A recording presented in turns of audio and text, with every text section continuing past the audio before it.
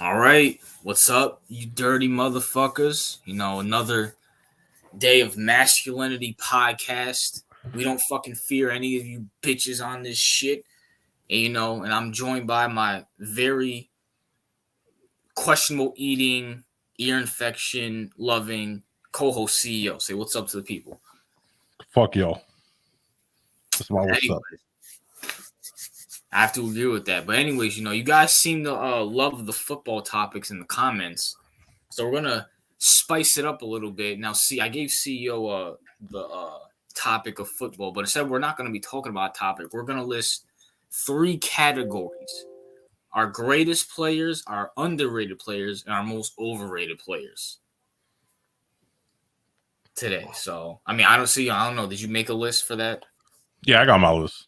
All right, you can go Yeah, first. this is all time, right? Yes, all time. Yes, All not right, right perfect. now. All Yeah, I time. got my list. I'm good. But I'm we're gonna ready to start go. off with greatest. You can go ahead first. Yeah, well, because I feel like greatest is easier. I feel like we're gonna have a similar list. Now, overrated, that's going to be some. Whew, I got some controversial ones on there. But go ahead. All right, so for greatest, I feel like greatest is just self-explanatory. Because I feel like when it's underrated, we should go one by one. Yeah. But for greatest, I'll just do them all at the same time because I feel like it's not really like it's self-explanatory. So, Yeah. number one, I got Tom Brady. Yep. I got number 2. I got Lawrence Taylor. Yeah. I got Jerry Rice. Yo, bro, you literally copied my whole list. I got Deion Sanders. Yeah, number 4. Yep. And 5, I think I got 5. I got Joe Montana. All right, you literally my list was Brady, Lawrence Taylor, Jerry Rice, Deion Sanders. Those are like my top 4 right there. Right. Not even joking. Because they're pretty much self-explanatory. Then now you said number 5, you had Montana, right? Yeah, it was hard to pick, but I just picked Joe because you won't guess who I have at number 5. let me think. Yeah, I can't. I probably can't. Yes. Well, who was it? Mr. O.J. Simpson. O.J. Simpson. O.J. Simpson. He is the O.J. greatest running back ever. The guy rushed for 2,000 yards. Keep in mind, the guy rushed for 2,000 yards back in the 70s when there was only 12 to 14 games. And actually, back then, they actually focused on the run. So they were stacking the box, and this guy rushed for 2,000 yards. And he was also great. People forget, he was actually a good catching running back, too. Okay. Greatest running back of all time. I just don't. I wouldn't call because I feel like Barry Sanders was better. Barry's on my list, just not on another list. He's on another list. I don't know, like OJ to me, because I'd rather take Barry. I'd rather take Jim Brown over him. No, I wouldn't take. When you factor the fact that he could catch the ball, no. The guy rushed for 2,000 yards in a 14-game season back in the 70s. Yeah, I mean, but I don't know. And he's a great husband too. Like, come on. Nah, I don't even know if is OJ even in my top 5 running backs. I don't think so. He's not. Who are you putting above OJ? Okay, let me see. Wait, I'm trying to think. Hold up, because let me see. We already know. Barry Sanders, number 1. Okay, Barry's acceptable. I think Emmitt Smith is better. Emmitt Smith's better than OJ. Yes. You put OJ behind that Cowboys line. You're telling me he doesn't do better than Emmitt? I don't know. I don't. Dude, I mean, go look up OJ. Okay. Go look up OJ. So I have Emmitt Smith. I had Jim Brown number 3. Okay, that's fine. I have Walter Payton. That's fine. And let's see. And honestly, I'm gonna keep it real. I think it's either for number 5. I either have Eric Dickerson. Okay, that's acceptable. And I think Adrian Peterson makes a good case. I love Adrian. Adrian Peterson's on one of my other lists on here, but Adrian Peterson's great. He's not better than fucking OJ. I'm sorry. OJ is better than fucking. I'll give you Dickerson, Jim. I think you said Barry and Walter. I'm taking him over Emmett and fucking Adrian Peterson. I'm sorry. I don't even think OJ's better than Ladainian. Oh, all right, now you're just bugging. Get the Nah, fuck come out of on, here. bro. Ladain, Do like, you know who OJ? Besides that whole case, do you know who OJ Simpson is, dude? yeah, I know who OJ is. I just don't think he's up there. Dude, OJ is in the top 5. At least he's in the top 10. Me personally, he's the greatest running back ever. There's no question. Eric Dickerson and the rest of these guys rushed for 2,000 yards in like a 16-game season. Fucking OJ did it in a 12-game season Okay, back well, in the it's, 70s. yeah, but I don't think he's not better than Walter Payton. He's not better. Like you can make the case that Emmitt Smith was overrated. Like you can make that case, but I'm I not think saying he's overrated, but I'm not taking him over OJ. OJ did it in the 70s, and those Bills lines were horrible.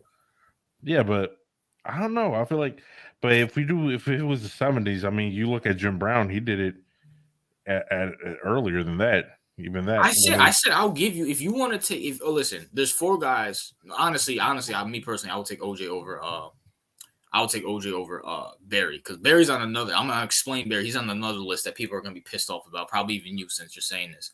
But if you want to say Barry, even though I'll take OJ. If you want to say Barry, that's fine. If you want to say Walter, Jim, and who's the other guy you said? I said, Besides Emmett, who else did you say? I said, Eric Eric Dickerson. Dickerson, yeah. If you want to take those guys over OJ, that's fine. Anybody else, no. I'm sorry. I'm not taking. I love AP Boomer Sooner. I'm not taking him over OJ. And Smith. I know for a fact there are a lot of people, even in the comment section, will take Adrian Peterson over OJ. They don't know football. Go look up OJ Simpson. Like, go guys. Take his off the Like field you know the majority of the people in the comments, they're gonna probably agree with me. You know that, right? because it's called recency bias. I actually know football. Jonath, David, John Jay, all the old heads. Tell them about OJ. Tell them No, about I know OJ. about OJ. Like, don't get me wrong. I know OJ, but I don't think any one of them is going to take OJ over my top 5. I don't think so. I'm taking him over Emmett. I'm taking him over Barry.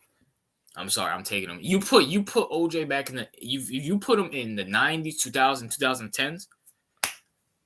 Might rush for fucking 3,000 yards. We never fucking know. I mean, don't get me wrong. OJ is definitely a legendary running back. Is he in your top 10? Will he Yes, make your top 10? yes, he's in my top 10. Bro, how do you, bro? Yes, he's in my top 10. It's OJ, bro. It's Like, I take OJ over someone like Earl Campbell. You know what I'm saying? I take him over fucking Gil Sayers. I take yeah, him I would take over. him with them too. I'm taking over him over Marshall Falk, even though some people might disagree with me, but I'll take him over Marshall Falk. All right, OJ, or Terrell Davis. I take OJ over Terrell. Yeah, I'll take OJ OJ. or Thurman Thomas. Who? Thurman Thomas. OJ. OJ all day. No, like he's in my top 5. Like I mean, he's in my top 10. I mean, like, Bro, yeah, I and don't he's know. like number 7, I think. The dude rushed for 2,000 yards in a 12-game season or 14-game season. 2 less games in the 70s. Yeah, I feel like he's good. Like he's great. Like I don't think anyone questions that. I feel like even though this should never be taken into account, I do think that his case outside kind of affects him, even though it shouldn't. You know what I'm saying? Like, Listen, that's just okay. Listen, it doesn't matter, and I know you're not taking that to account. right. I understand where that's coming because people will be like, "Oh, he's great," but the case and stuff. We're talking about strictly on the field. Right. On the field, he's one of the greatest running backs the NFL's ever seen. Yeah, he You was got electrifying. Yeah. like most of these running backs now have a 17-game season and barely can rush for 2,000 yards. He did it in a 14-game season or a 12-game season. Yeah, he's definitely I think top 10 overall. Like I have him at 7, 6, that area, which is barely in the top 5. So it's still really good. So our top 4 are Brady, Lawrence Taylor, Jerry, and Dion. And then you said Montana, I said OJ. Right. I mean, Montana, I feel like because after Brady, like you can make an argument that Montana's probably up next for the GO conversation. I mean, yeah, but I kind of want to get different positions in there. So Right. I feel like Tom Brady, that's so self-explanatory. Like yeah, any Brady. Listen, Brady, Lawrence, Jerry, and Dion. Those are like the top guys in their position. right. Like, I mean, like, yeah, facts. Like I know people are gonna be some people are like, oh, Brady's not like the GOAT quarterback. I'm like, yeah, y'all niggas shut up. Y'all niggas shut the fuck up. honorable mentions: Reggie White, Ray Lewis, and what's that nigga's name? Ed Reed. Yeah, yeah, those are honorable mentions. Like But let's move on to the next category. Who's your top five underrated players? underrated. Okay, we can do like I'll do one, then you do one. All right, bet. Okay, so my first one, underrated player, Yeah, Fred Taylor. Fred Taylor. Yeah, I feel like I feel like he's underrated because like people don't really talk about him like that. Like Because he he had deserves to be talked about. That's why. like Fred Taylor was a borderline. I feel like I'm not saying he's a borderline Hall of Famer, but he's like he's good. Like he was great. I feel like he's just not talked about that much. Like you will never hear anybody bigging up Fred Taylor, even though his career was actually really good. You know what I'm saying? So I do Maurice Jones-Drew, or Fred Taylor. I think Fred Taylor. You're taking Fred Taylor over Maurice Jones-Drew. Yes. I feel like his career is really underrated. Like and no like it has like yeah, I feel like yeah, because I give him he is underrated shit. Like there's no like there has never been a conversation where Fred Taylor has been like like he I don't feel like he's been given his props. I feel like he had a very good career for what he did in Is he a Hall Jacksonville. of Famer? No, he's not a Hall of Famer. OJ or Fred Taylor? OJ, fuck yeah. Not even a question. Not even a question. I mean, But OJ, I think most people would agree that OJ is one of the best running backs ever, right? no, I was making sure. I was making sure. I was Right. just Like being Fred honest. Taylor he's not in that conversation, but he was very good for his time. I feel like Now he's he played in the early 2000s, right? yeah. So you had Damien. I said I'll probably take over him. Jerome Bettis. He didn't play for that long, so no. Uh, Like he's definitely not a Hall of Famer, but he's no, I'm talking about for his era. If his for his era of career, yeah. play. I feel like he was good. So He was very good. clearly you're taking LT. I mean not LT. With Damian Tomlinson. Yeah. You're taking Sean Alexander Okay. over him. Right. Adrian Peterson Yes. Adrian Peterson came in 2010, so it doesn't count. Yeah, that's right. He's top. Okay, I can understand that. Yeah, like but yeah, I feel like his career was very good, but obviously no one overrates him. I feel like he people don't even talk about him like that. They don't talk about him at all. So I feel like he definitely falls into that underrated category. Before we get to mine, do you think if he was on a more say like instead of playing for the Jaguars, he played for the Giants? Do you think he would Yeah, be? I think he would have got more publicity. Yeah. Oh, matter of fact, Tiki Barber or Fred Taylor? Who are you taking? Yeah, I'll probably take Fred Taylor. I'll take Fred I Taylor. think Tiki was more athletic, but he fumbled the ball a lot. Yeah, I feel like you guys probably do better with Fred. Yeah, that is true. But my first guy, Steve McNair. Okay, I could see that. I could see that. Like he did like it takes a miracle to bring what's it takes a miracle to Bring that play bum pretty ass decent under bitch Jeff Fisher to a Super under Bowl. Jeff Fisher, right? Like He ruined Vince Young couldn't. Vince Young sucked. Jared Goff. Every quarterback sucked under him besides Steve McNair. yeah, I definitely see I feel like Steve McNair And was he won an MVP. Now, granted, it was Cole. I guess he won co MVPs. Him and Peyton won one. I forgot what year, but I mean, still. I mean, the simple yeah, fact that they like he was still great with Peyton Manning that year. like if you're great under Jeff Fisher, like He's that's an award in itself. See, and I'm very fair. He's not a Hall of Famer, but Right, he's he will not. go in my Hall of Fame. But I mean, Right, that but guy. he is because you don't hear anybody really talk about him. Like he's not talked about. I mean, probably because he's dead. To be honest with I you, mean, or yeah, he is dead, but like I feel like, but there's a lot of dead people we still talk about. So who do you he's think def- gets more talked about, Sean Taylor or Steve McNair? I think Sean Taylor definitely. Yeah, Sean Taylor definitely does. Because then they have like a thing for him this year where Jackson Mahomes was like dancing over or some shit like that. Yeah, or that, and also occasionally you'll get like Sean Taylor highlight on Twitter or on Instagram or whatever. Occasionally, like you won't ever get like Steve McNair like type highlights. Like people forgot about him. And the guy came back against a great show on turf. I mean, Right, that's what I'm saying. He's definitely underrated. I'll give you that one. now once again, say he played for the Giants. Do you think he would honestly? Do you think he would win a Super Bowl or at least be competing more? Yeah, he would have. Yeah, I think he would have been better. I mean, I think he probably wouldn't have been underrated if he was with John. So you probably got more publicity. He would have been under Coughlin, which is a fucking amazing upgrade over Jeff Fisher. He Yeah, would have had Tiki, Michael Strahan on defense. We would have had Plexico, right, Oh man. Or matter of fact, he should. Matter of fact, you guys should have. He should have came to the Ravens a lot earlier. right. But Yeah, I definitely think that. Yeah, he's definitely underrated. so So who's your second guy? okay, number two, I would say, Joe Thomas. The left tackle. Yes, That's 'Cause actually. I never thought of offensive lineman. That's actually pretty good. right. I think he's definitely over. He's one of the best tackles I think I've ever seen in my life. Well, And he's the best tackle in our lifetime we ever fucking see, hands right, down. like that, he was so great. He was so excellent, and the fact that he did it in one of the most irrelevant franchises Franchise ever. ever, and he didn't give up. He wasn't. He could have easily been like, "Yo, get me out of here," or "Oh, I'm gonna start playing like shit because what's the fucking point? They suck anyways." Yeah. But nah, he every year in and out, the best tackle in the league. Always stayed true, always professional. Like people don't give him his props. So he's definitely one of the best linemen I think I've ever seen in my life.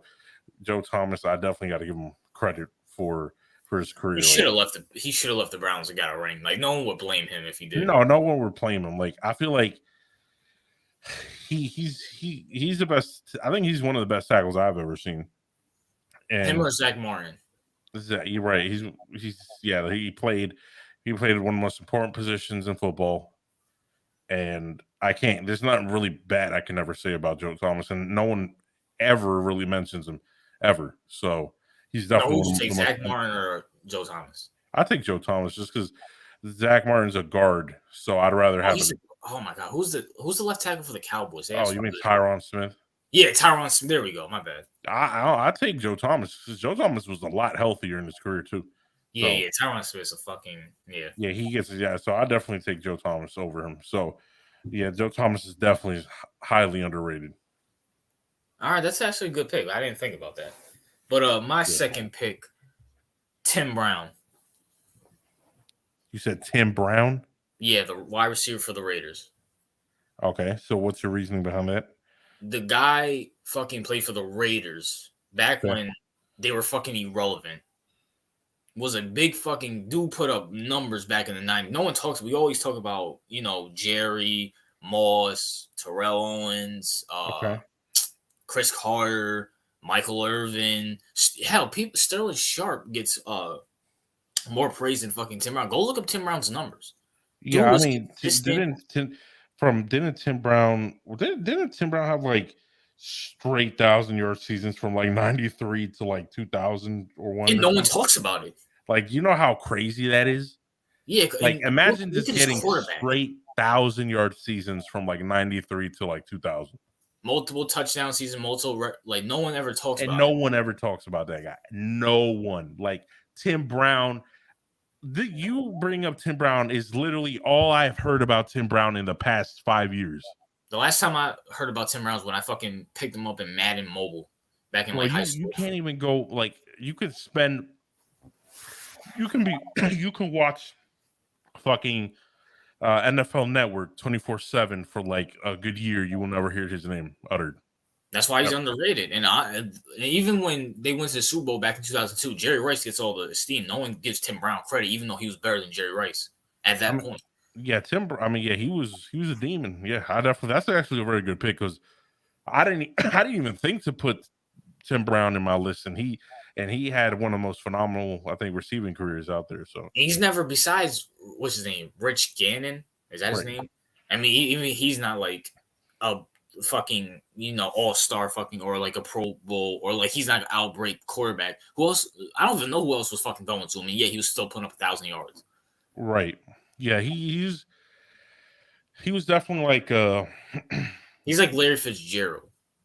yeah, I was gonna say he was kind of like aided like what's it called a DeAndre Hopkins type player where he can play good regardless of the fucking quarterback.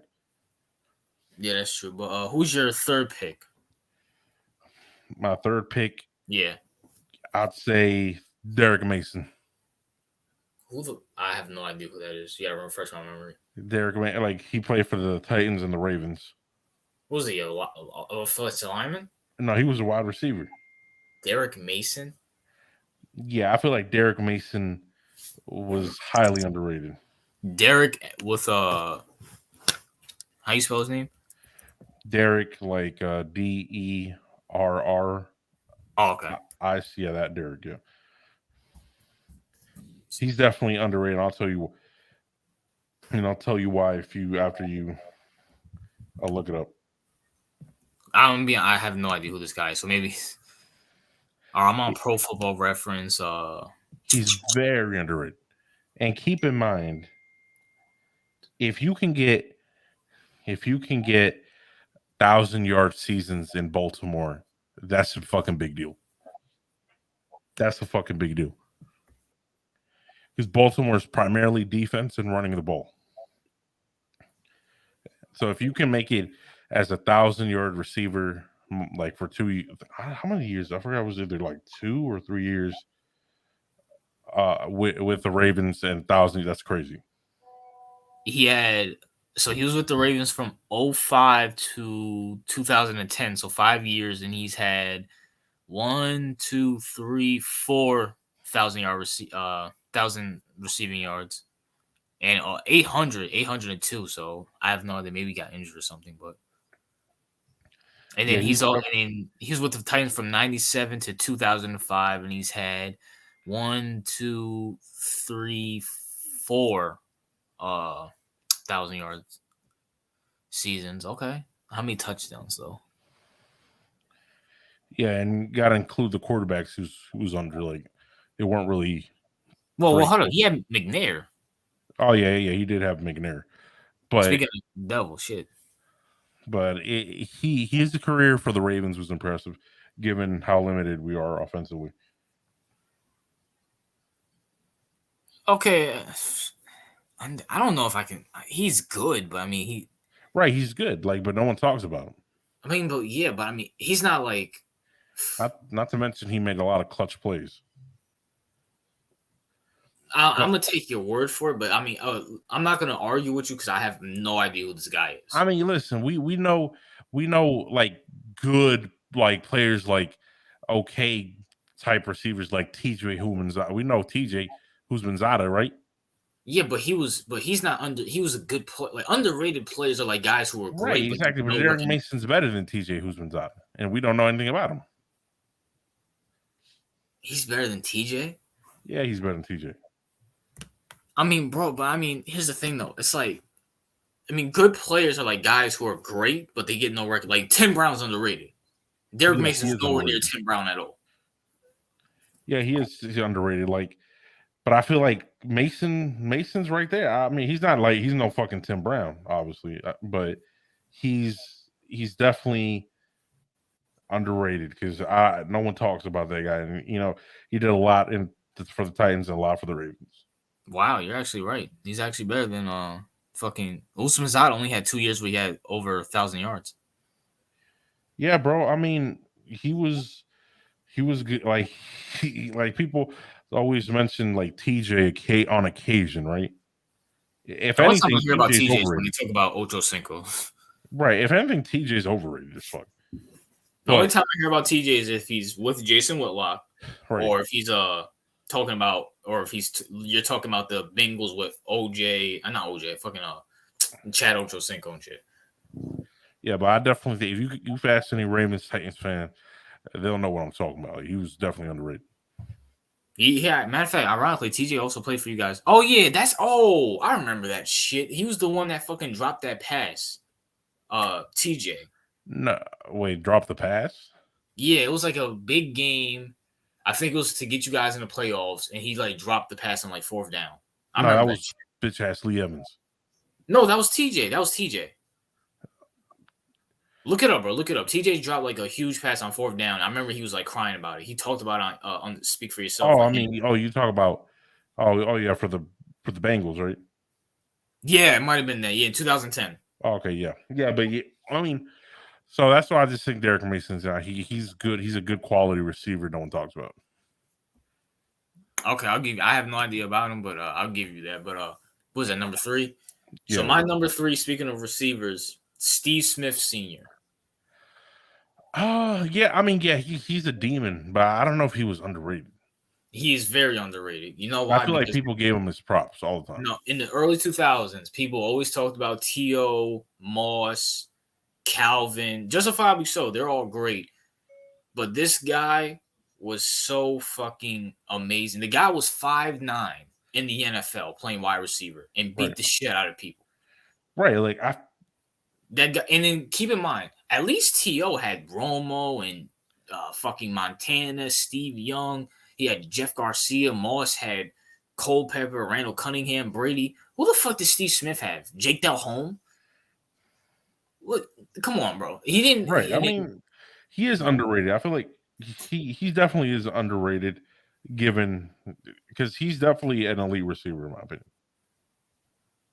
dude was amazing. Speed, hands. He was getting double coverage at like 5'8" or five Right. nine, and still fucking Lateral, yeah, he was lateral quickness was good. Like he was definitely yeah, I could see that. I could see that because I feel like now people don't really talk to him, or I mean, a lot of people don't put him in that company. Yeah, like he's on NFL Network, and no one ever like when you talk about the 2000s, you only talk about basically T.O. and Randy. Right. Now those guys are better than him, yeah. But I mean, Yeah. but I think honestly, he besides those two guys, maybe Calvin. Yeah, Calvin, I'll definitely take over Andre. So besides Calvin, Moss, and Rain, besides Calvin, Moss, and T.O., I'm taking Steve Smith Sr. Right. I mean, yeah, like yeah, he was definitely underrated. I feel like it's because where he played. I feel like Panthers so irrelevant in this franchise. Yeah, also the quarterbacks he had fucking you remember what's that asshole's name? Jimmy Costin. You remember that him? Yeah. It still averaged 1,000 fucking yards. Came back in 2013 after an injury and still won comeback of the player of the year. Okay. Right. So dude's a demon. Didn't he play for you guys and was good? Yeah, he was great. He Yes. was old too. So Yeah, but who's your fourth guy? my fourth guy, I'm gonna go with London Fletcher. Leonard Fletcher. That's a pretty good one. Because if you like, no one like you'll have people that are not even occasionally like I hear nothing about London Fletcher, like nothing on nothing on football social media. No one really talks about him videos. This man, he had a similar, not as great, but his numbers were pretty close to Ray Lewis's numbers. Ooh.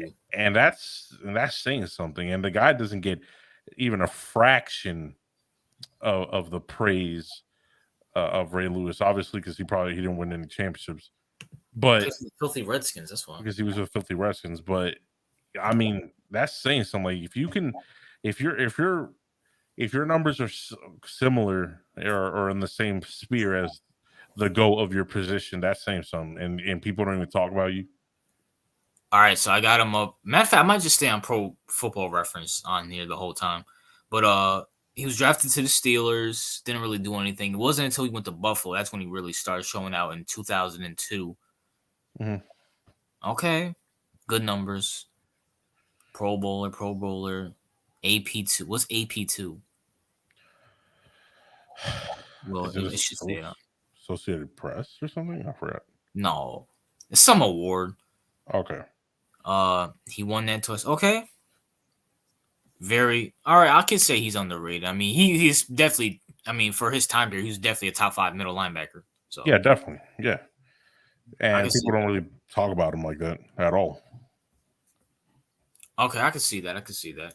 Right. But oh, here's where the controversy starts. All right. What's your number 4? Matter of fact, I might save him a lot. I'm gonna just go. I'm gonna say Adrian Peterson. What? Adrian Peterson is very underrated. No way.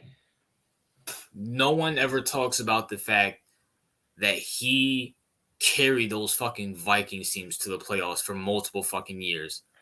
I think people do talk about that. I Not really do. anymore.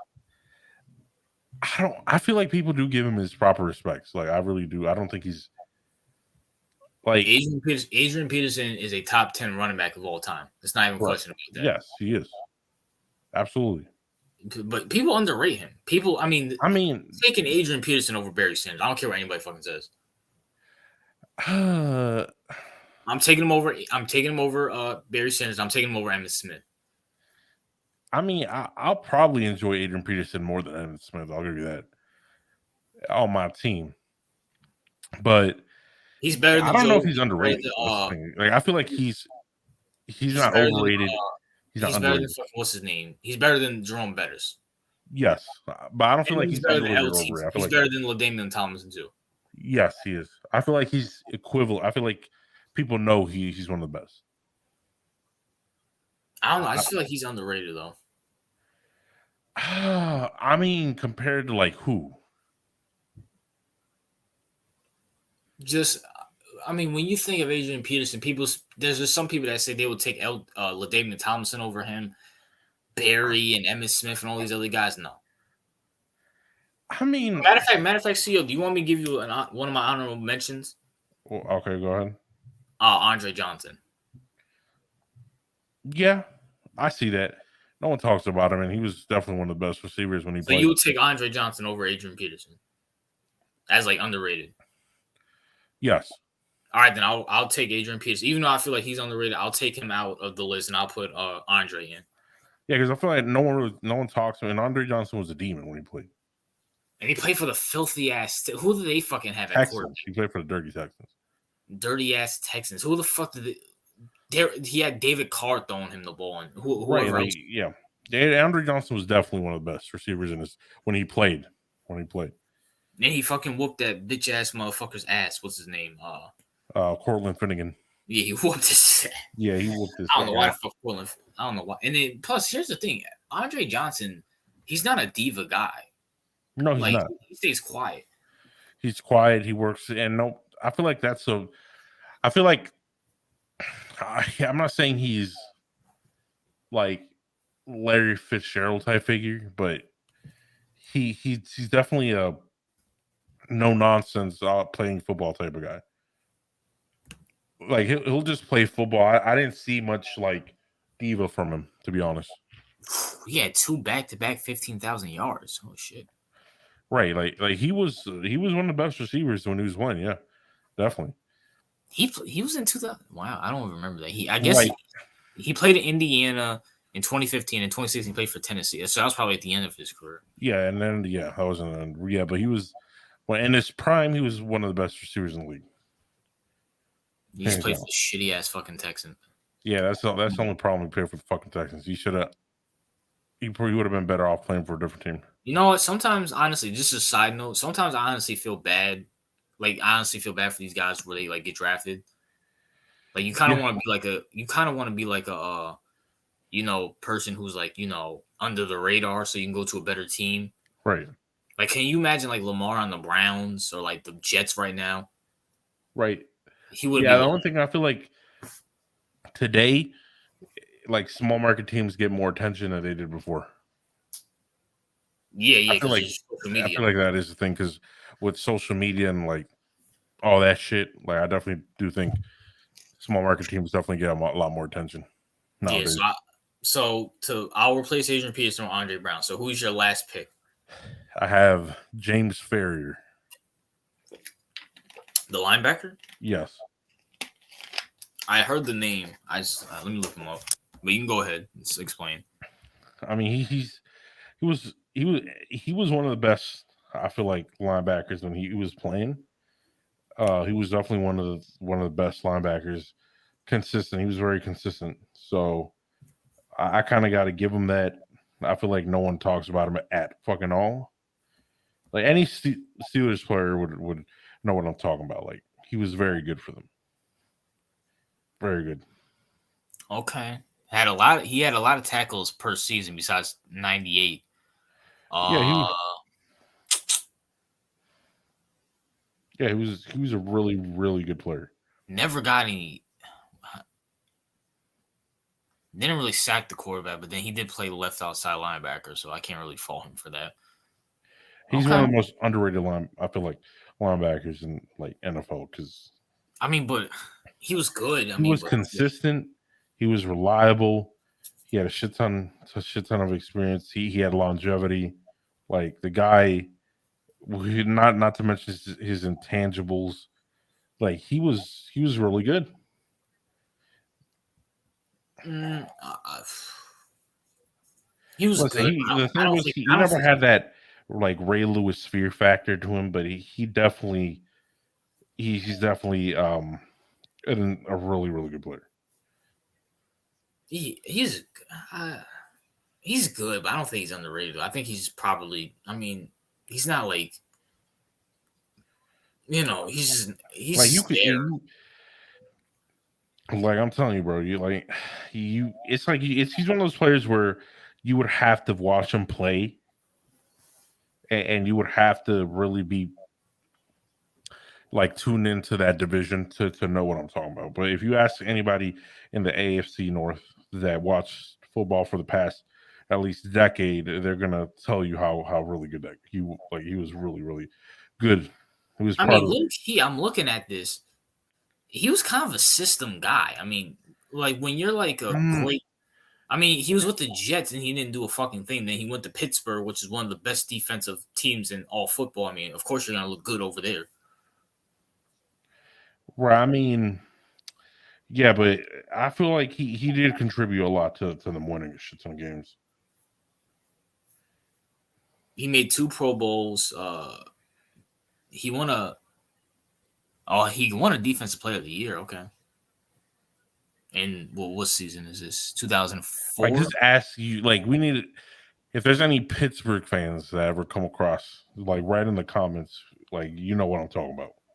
You know what I'm talking about. I have a friend who's a Pittsburgh fan. I'll definitely ask him. He's a Yeah, two-time ask Pro them. Bowl, two-time Pro Bowl. Oh, AP means All Pro. Okay, all one-time All Pro and two-time Super Bowl. Okay, all right.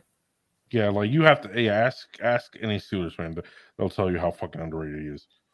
And speaking of the Steelers, Okay. my last pick, Antonio Brown.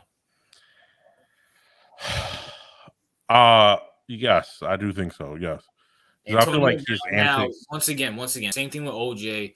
He's a clown off the field, even though I still believe OJ didn't do it, but that's besides the point. He's a clown off the field. We can agree to that. But on the field, he was the man. He still is the man. That's why Brady was mad that they got rid of him. Right, but here's the thing with Antonio Brown. Like he hasn't. Like, he hasn't. In my opinion, he hasn't done. Like he was a clown on the field more. Like his controversy off the field wasn't as big as on the field. In my I opinion. mean, he did have that sexual harassment shit, and that he threw And furniture off. who doesn't have a sexual harassment case against them nowadays, bro? I mean, Shit, yeah, yeah, everyone got a sexual harassment case nowadays. but also he threw furniture off a fucking building, almost hit like a fucking family. He was cursing out his baby mama in front of his kids. I Like, mean, those are normal, like hood behavior. Like, let's be I mean, honest, yeah, but bro. that's not good. No, it's not good. I'm not saying it's good, but it's like Didn't he also get arrested for like about to beat up a fucking truck driver too? It's like, right, like how many bitches have not thrown like furniture out the fucking window? You know what I'm saying? I know a lot of football players who not fucking No, furniture. I mean because they're actually they actually behave in a more proper manner. But all I'm saying is like I'll tell you like it's not that weird. Like maybe the driver thing was fucked up, right? Shouldn't Yeah, do that. But he's a horrible rapper too, by the way. Let me start yeah, that. oh my god, I think that's one of the most criminal offenses he's ever committed. He should never rap a day in his fucking life. Horrible. But let me just explain why he's underrated. And Okay, honestly, especially now since he all basically his off the field stuff and all the stuff he does on the right. field antics overlook his production. All right, Let me man. take you back, CEO, to better times, at least better times now. Back in 2015, who were the Okay, three big receivers? Calvin Johnson just retired. Who were the big three receivers? Julio, Antonio Brown, Odell Beckham. Those and number four was AJ Green. Those are like the top four right, guys. Mainly three. The main three guys you saw on Twitter, on right. Yeah, Facebook, correct. Instagram was Yes, Odell, right. Antonio, and Julio. And people said, "Oh, Odell because he's flashy." People said Julio because he's bigger. I always said Antonio Brown is the best receiver. Just on the simple fact he's a better route runner. He has better hands. He Mm, shows up in the clutch. He plays in the slot. He all can right, punt, kick return. Dude can do everything on that fucking field. And he's 5'10", beating double coverage. right, And right. most importantly, and they proved this in 2018, he can Mm, get everybody open. Juju Smith-Schuster wasn't shit after Antonio Brown left. right, Like the simple fact that Steelers fans actually thought they were going to replace Antonio with fucking Juju. right. That is just the most ridiculous shit I ever fucking heard in my whole life. Yeah, I do think he's underrated. I, I wouldn't, I wouldn't necessarily take him over Julio, only because I will say this: Julio is bigger, so I might take the edge over who because because Julio's 6'4". Julio's a no, he's not a diva receiver. One, he's not. He's 6'3", like you said, right? Yeah, Big ass 6'4" or receiver. somewhere around there. So He's not as good as his route runner. He's not as quick as Antonio Brown, but he like if you take his intangibles, right, yeah. and you put his longevity and the like both of them when they played, they were like A1 and A like they were 1A and 1B, Well, right? hold on, time out. Antonio Brown's more durable and he has way better intangibles than Julio. Wait, what? That's just he has way better intangibles than Julio, and he's way more healthier than Julio. Yeah, right. Right. Like this is like let's keep this in mind. Like Antonio Brown, uh, like the Jacksonville Jaguars were whooping the Steelers' ass. Antonio Brown comes out and scores 2 touchdowns, like that off of injury. Like Right. he made Big Ben good for a good 5 years, Right. and as soon as he Yeah. left, Big Ben's turned in shit. He's definitely underrated. No one's going to give him his props because of his off-field antics, right? Like no one's Honestly, going I to feel like he's more closer to Jerry Rice than we're ever going to see. his Antonio Brown if he wasn't a diva receiver and he didn't do all that shit and he just continued playing football, I think I think he'd still be because at this he's in a similar age as Julio, right? Yeah, Yeah, Antonio Brown right now could be a top 10 receiver, right? Like right yeah, now. He could be a yeah. top He's in Julio's phenomenal washed. shape too. Julio's washed. He's still Antonio's still in phenomenal shape. He takes care of his Right, body right, good, right. But who like Antonio Brown can still give you 1,000 yards, right? I think so. bro. In 2021, Mhm. and keep in mind he was injured for some and he was Right, cut. Dude had 545 yards, right. 4 touchdowns. I don't know. I think he would have got to the 7-8 range touchdowns and receptions. He had Mhm. 42. Right. So if he would have played all 16, 17 game seasons, he would at least had 70 receptions, maybe a little over 1,000 yards, and Right. 7, 8 touchdowns. I think with the age right now, who Brown could give you 900, 1,000 yards, right? Yeah, yeah, Right. Yeah, definitely. I can't say the same. Julio's washed, And he'll be a good red zone threat too because he's small and he's quick. and he's twitchy, right? But like, yeah. So I definitely think Antonio. If it wasn't for if he wasn't ever a diva receiver, he was just like Julio. I definitely think that he would have been better overall long term, right? Now, do you think the Cowboys just lost James Washington, the wide receiver? I think he fucked up his foot. He's gonna be out for like Hmm. 6 to 10 weeks. Do you think? And Antonio Brown said, "Hey, Jerry, come pick me up. Now, do you? And then also Michael Gallup's not going to be there because he's still recovering. Do you think the Cowboys will pick him up? If anyone's gonna pick him up, it's Jerry. If anyone, like I would I hate don't, it. I I would don't fuck. necessarily see that happening, but if any owner would take that chance, it would be Jerry Jones. So I think honestly, he's too. If Tom Brady still wants him, then clearly, like another team might say, "Hey, I mean, I still think there's a chance he goes back to the Bucks. Bruce Arians isn't there anymore." Uh, right. There's a chance. If yeah, he either goes back to Brady because this is how you know, like Brady didn't care about anything but winning, Yeah, right? That's how you know because even with all the Antonio Brown shenanigans and all his behavioral issues, Brady never wanted him off. You know, because Brady all Brady cares about is winning, yeah, like football players should. yeah. Facts. Yeah, And this is why Brady's the GOAT, by the way. I just want to put that out there. everybody knows Brady's the guy. Anybody who hates it is what it is. Right. But yeah, I definitely do think he's underrated because no one's going to give him his props. I've seen people on social media to this day call him overrated, and I've seen people in social media say who's an above average receiver. I'm like, no, you're Get off the fuck track. out of here. Get You're the off. fuck out of here. Yeah, I've seen multiple comments on football and football communities all across social media say, "Oh, he was just an overhyped receiver. He was a 2011, 1,108 yards. 2013, 5,100, mm, 15,000 yeah, yards. 16 and right, 98 yards, yeah, almost 17,000 fucking yeah." yards. 18 and 4,000 yards. 12,084 yards. Yeah, 2017, yeah, 1533 yards. In 2018, 12,097 yards. Almost like, come on, bro. There's like right. But they he's a have Hall. I'm sorry. By the way, he's a Hall of Famer. He is a Hall of Famer. I'm just putting it out there. He is a Hall of Famer. there's the narrative that he's a product of Pittsburgh system, right? Bullshit. That Bullshit. that that is the narrative actually, That's bullshit. You know because why? Because if that was the case, Big Ben would have still been great with right Juju's ass out there. because people are like, okay, you know how Pittsburgh is basically like a receiver factory, right? Yeah. Like they just pump out receivers all the time. That is true. So Yeah. people are now trying to like discredit Brown by basically saying he was just a system not a system receiver that benefited from playing with the Steelers, and that's why when he left the Steelers, he wasn't shit. First of all, he won a Super Bowl.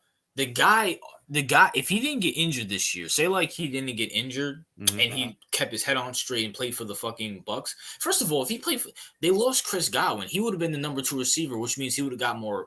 The Bucks would have been a little bit better, and then number 2, he would have got more targets and yards and Yeah, stuff. He would have been 1,000-yard receiver, maybe even had 8-9 touchdowns. right. Like, and then they might have beat the fucking because I still think Antonio Brown's still clutch as shit. They might have beat the fucking Rams if they had Antonio Brown out there instead of Mike Evans, and then whoever else they Scotty Miller with that asshole, Right. whoever else they had out there. Yeah. Yeah, but I definitely agree with you. Yeah, Antonio Brown was definitely underrated. Yeah, he's very underrated. And I pray, I mean, I kind of want him back in the league, just not with the Cowboys. That would be hell for my fucking Giants. I'm cool with him back in the league in any capacity, to be honest with you. It's either going to be the Cowboys or the Bucks. So Yeah, no other team would pick him up. he's like the Kyrie Irving now. Facts. Now, the moment everybody's been waiting for. Yeah. Overrated. Now, I don't know about your list, but I know my list is going to be very controversial. But you go ahead. You go first. All right. So my first one, the most overrated players in NFL history. Number 1, Terry Bradshaw. Terry Bradshaw is one of the most overrated. Are you saying that because you a fucking Ravens fan, nigga? No. I know people are gonna say because I'm a Ravens fan, but no, that's not the reason. I think Terry Bradshaw is one of the most overrated fucks I've ever seen play the quarterback position. I'm dead. Like I feel like you can put Big Ben and replace him with Terry in that era, and I think you'll have the same or even better results with Big Ben. All right. Like Terry Bradshaw's overrated as fuck.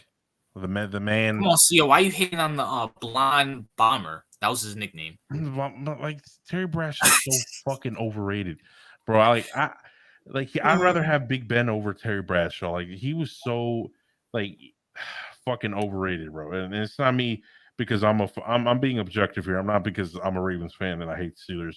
That's not true. I mean, I do hate the Steelers. Fuck them, but I'm being honest with my assessment of Terry Bradshaw. He was definitely overrated. All right. So I'm on Pro Football Reference. He was drafted in 97. He has so Listen, bro. he hold on. His record is 107 to 51, completion percentage of 51.9, so 52. Oh my god. He has 212 touchdowns to 210 interceptions.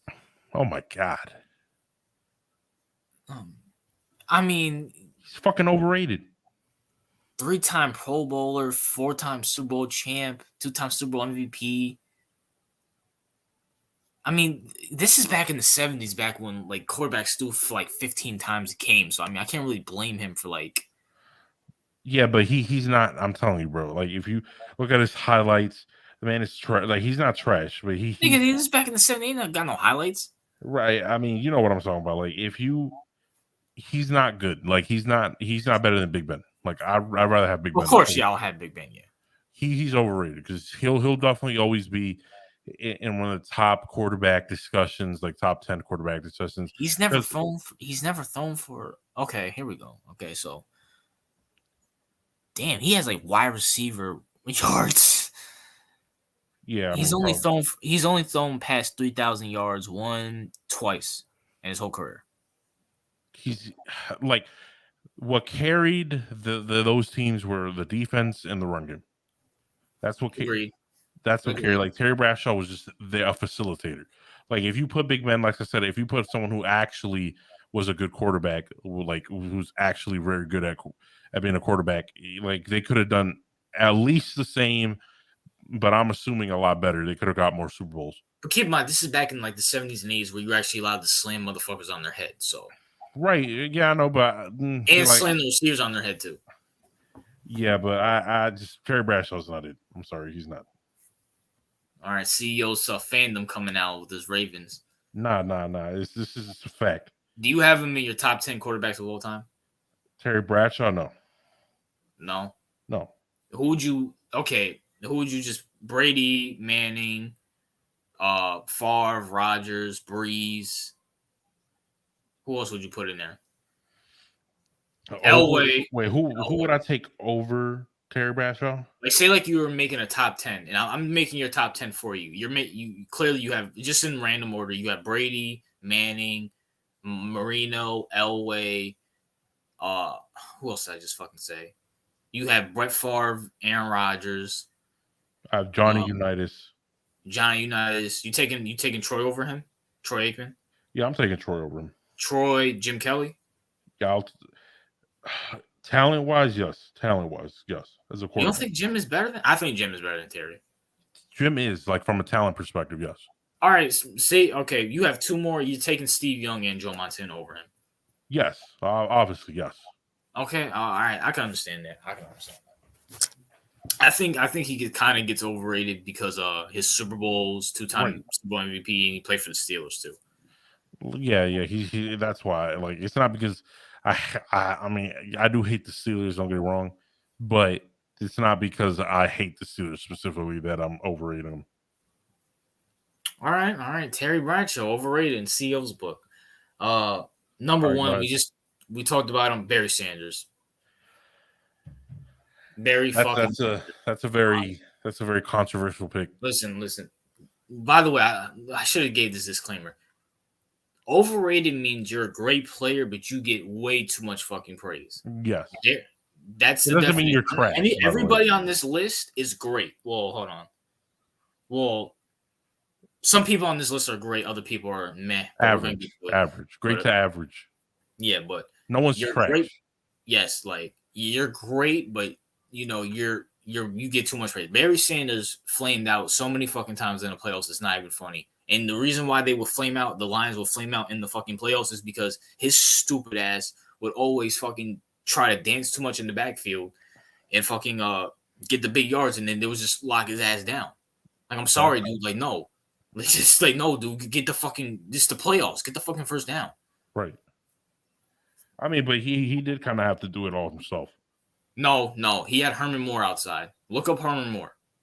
I should have put him on my underrated list, but Herman Moore was a great receiver. He was in lower top 10, I'll say.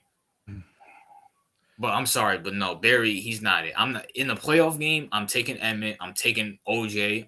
I'll take Adrian Peterson. No, like I said, I'll take Adrian Peterson over Barry. In Yeah, a that's playoff game for my controversial as life, shit. I'm sorry, Barry, great running back, top 10 running back. But a playoff game, no. And that's where you make your money in the fucking playoffs. I don't give a fuck about the regular season. All right.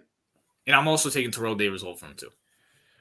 I wouldn't. I wouldn't take him. I wouldn't take Terrell Davis over him. Terrell Davis was fucking clutch as shit in the playoffs. Like I feel like that's. I don't know about that. I feel like you're definitely a minority in that with the whole Barry Sanders situation. Hey man, listen. Just go listen. When you look up his playoff, this dude had like -2 rushing in a playoff game. How in the fuck are you a great running back? You have -2. And you look at the game, it's because of him. Like, dude, it would be like 3rd and 2. Just put your nose down and get the fucking first down. He would be fucking dancing like he's doing ballerinas to just get fucking tackled. Yeah, I mean, I can see your point. I don't think. I still definitely don't believe that people 100% agree with it. But I see your point. I don't give a fuck what the people. I don't give a fuck. People can suck my dick. But yeah, Barry Sanders, that's number 1. Who's your number 2? Okay, my number 2, Joe Namath. Ooh, Jets quarterback. Overrated as fuck. That mother. He's basically Andy Dalton on steroids. Ooh. Yeah, he is, bro. Let's be honest. Like, what's the first thing that people talk about when they talk about Joe Namath? They don't talk about how good of a thrower he is. They don't talk about his skill set, his leadership. They talk about how charismatic he was. If your claim to fame for being a quarterback is how charismatic was and you're how Hollywood and how glamorous you are, you're not a fucking good quarterback. I'm sorry. So keep in mind these stats are not great. He played in the 60s. His first year was 65. So right. Whoa. What? Whoa, hold on. But I mean, the guy back in 67 had 4,007 yards. I mean, but he's not. I'm telling you, bro. He's not. He's Andy Dalton on steroids. These are not bad numbers for a guy who played in the 60s and 70s. They're not horrible, but he's definitely overrated. Super Bowl champion. He's definitely fucking overrated. All right. One-time All-Pro 5 Super Bowl champion. He didn't win Super Bowl MVP, okay. I don't.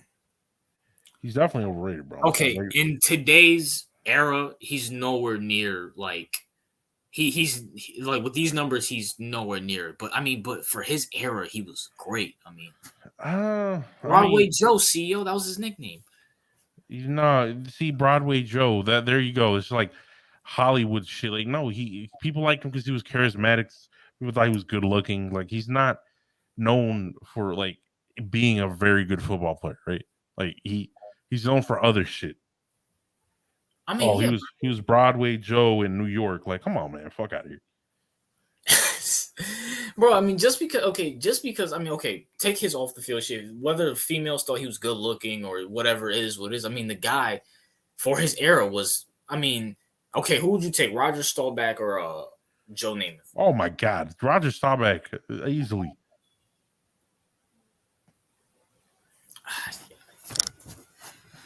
Let me look up the stats. Roger Staubach. Okay, so he played technically in the 60s, 69 was his first year. Listen, he threw a shit ton of interceptions, but I'm letting that pass only because in that era, I mean, Namath did too. So no, that's what I'm saying. No, that's what I'm saying. Namath threw a shit ton of picks, like a shit ton of picks. And I thought you meant Roger. No, and I'm not putting that into perspective only because in that era, if you didn't get rid of the ball, you're getting fucked up. Yeah, agreed. So Stallback, 2-time champion. I think I'd rather have Stallback in a playoff game, and like honestly, as a quarterback, because he was kind of less, like you said, dramatic. Like he was kind of like Joe Namath was kind of like out there, Right. but I don't. Uh, if you want to say he's overrated now, All right, and just um and just like Joe Namath is overrated, but I'm not saying he's trash. Just keep that in mind. for his era, no, he's not trash. No, he's overrated as fuck, but he's not trash. Do you think if he was in this era, he would be better? If he was in this era, he'd be Andy Dalton. I don't. That's a fact. If he was in this era, he would be Andy Dalton. So you're saying if you put Andy Dalton on that Jets team that won the Super Bowl, they would have still won the Super Bowl? I believe so. Yes. Talk about controversial. I'm telling you, bro. Like he's not like this man is hyped up. Like people don't really talk about him. Like people just talk about like the great Joe Namath. I'm like, no, not really. I mean, he's Andy Not Dalton. really. I He's mean, Andy. Like don't get me wrong. Andy Dalton is good. Like I think Andy Dalton's career is good. he's Right? average. Like League I think he's good. But I don't think he like average in terms of he's slightly above average. I think he's good. Okay. I think Andy Dalton, like he's Andy Dalton esque. He's not somebody. Let me tell you something, bro. He's not for the category of quarterback that he gets put into. Like there are at least like a good 15 quarterbacks all time you would take over that guy. Terry Bradshaw or Joe Namath? Who are you taking? Oh my god. All right, I'm because you got to. Here's the thing, right? Because I'll give Joe credit on one thing, like that Super Bowl he won, right? Yeah. That Super Bowl, he had a big part in playing that, right?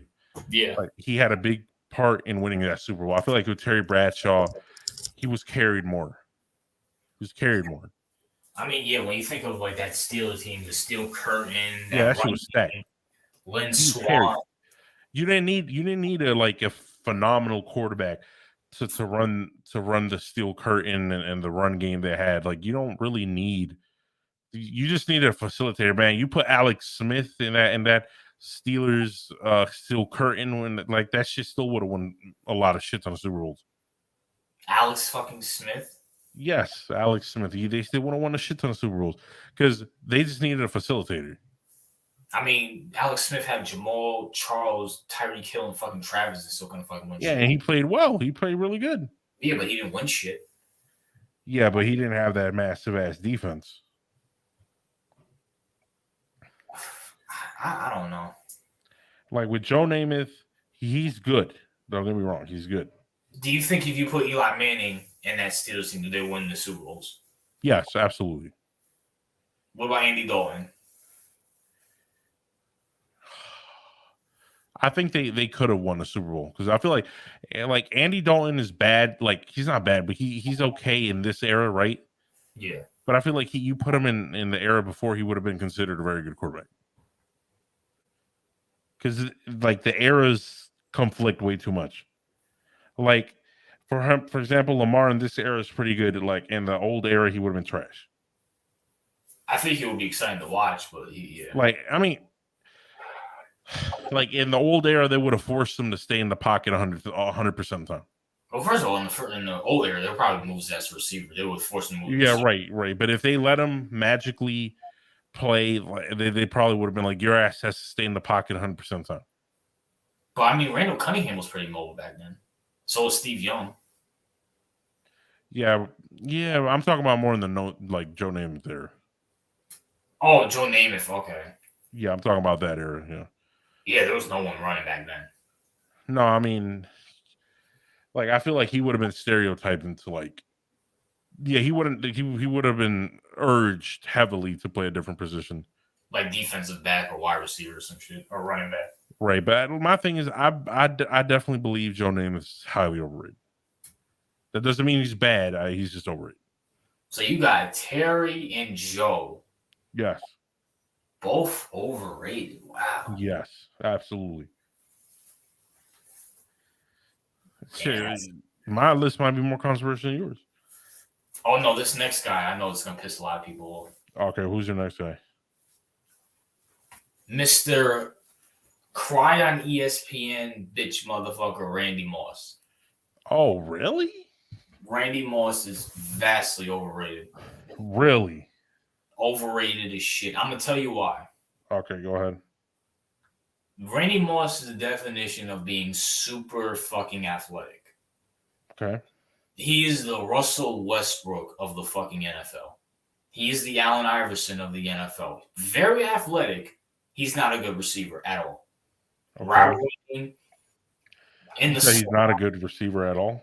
as a receiver, because you got to think as an athlete, he's amazing. We can agree to that. Fast, can jump 7 foot in the fucking air. Okay. Great athlete, but when it comes to route running, when it comes to showing up in the clutch, when it comes to making those fucking cutting, elusiveness, balance, I'm sorry, no, he's not better than a lot of receivers. Yeah, that's controversial as fuck. He's a great receiver, but he's not. I'm sorry, no. I'm taking Terrell Owens over Randy Moss. I seen Randy. Besides in '97, I seen Randy Moss get shut out in playoff games multiple times. Okay. Like he never shows up. He can't go in the middle. He was also a diva too, by the way. People shit on T.O. for being a diva, but Randy Moss was a fucking diva himself. I get he was saying, "Oh, I'm not playing here. I'm doing all this extra shit." It's like, dude, just fucking play. Okay. Like, I'm sorry, like I'm taking Jerry over here. I'm taking T over him. Honestly, you want to be honest with you? Just to pump up the content, I'm taking Tony Brown over Randy Moss. You said you're taking Antonio Brown over Randy Moss. I'm taking Tony Brown over Randy Moss. I don't know about that. Antonio Brown's now Randy is taller. I'll give him that. Randy's taller, and he's faster. But I'm taking as a wide receiver, it's not even close. Antonio Brown's better. Okay. I mean,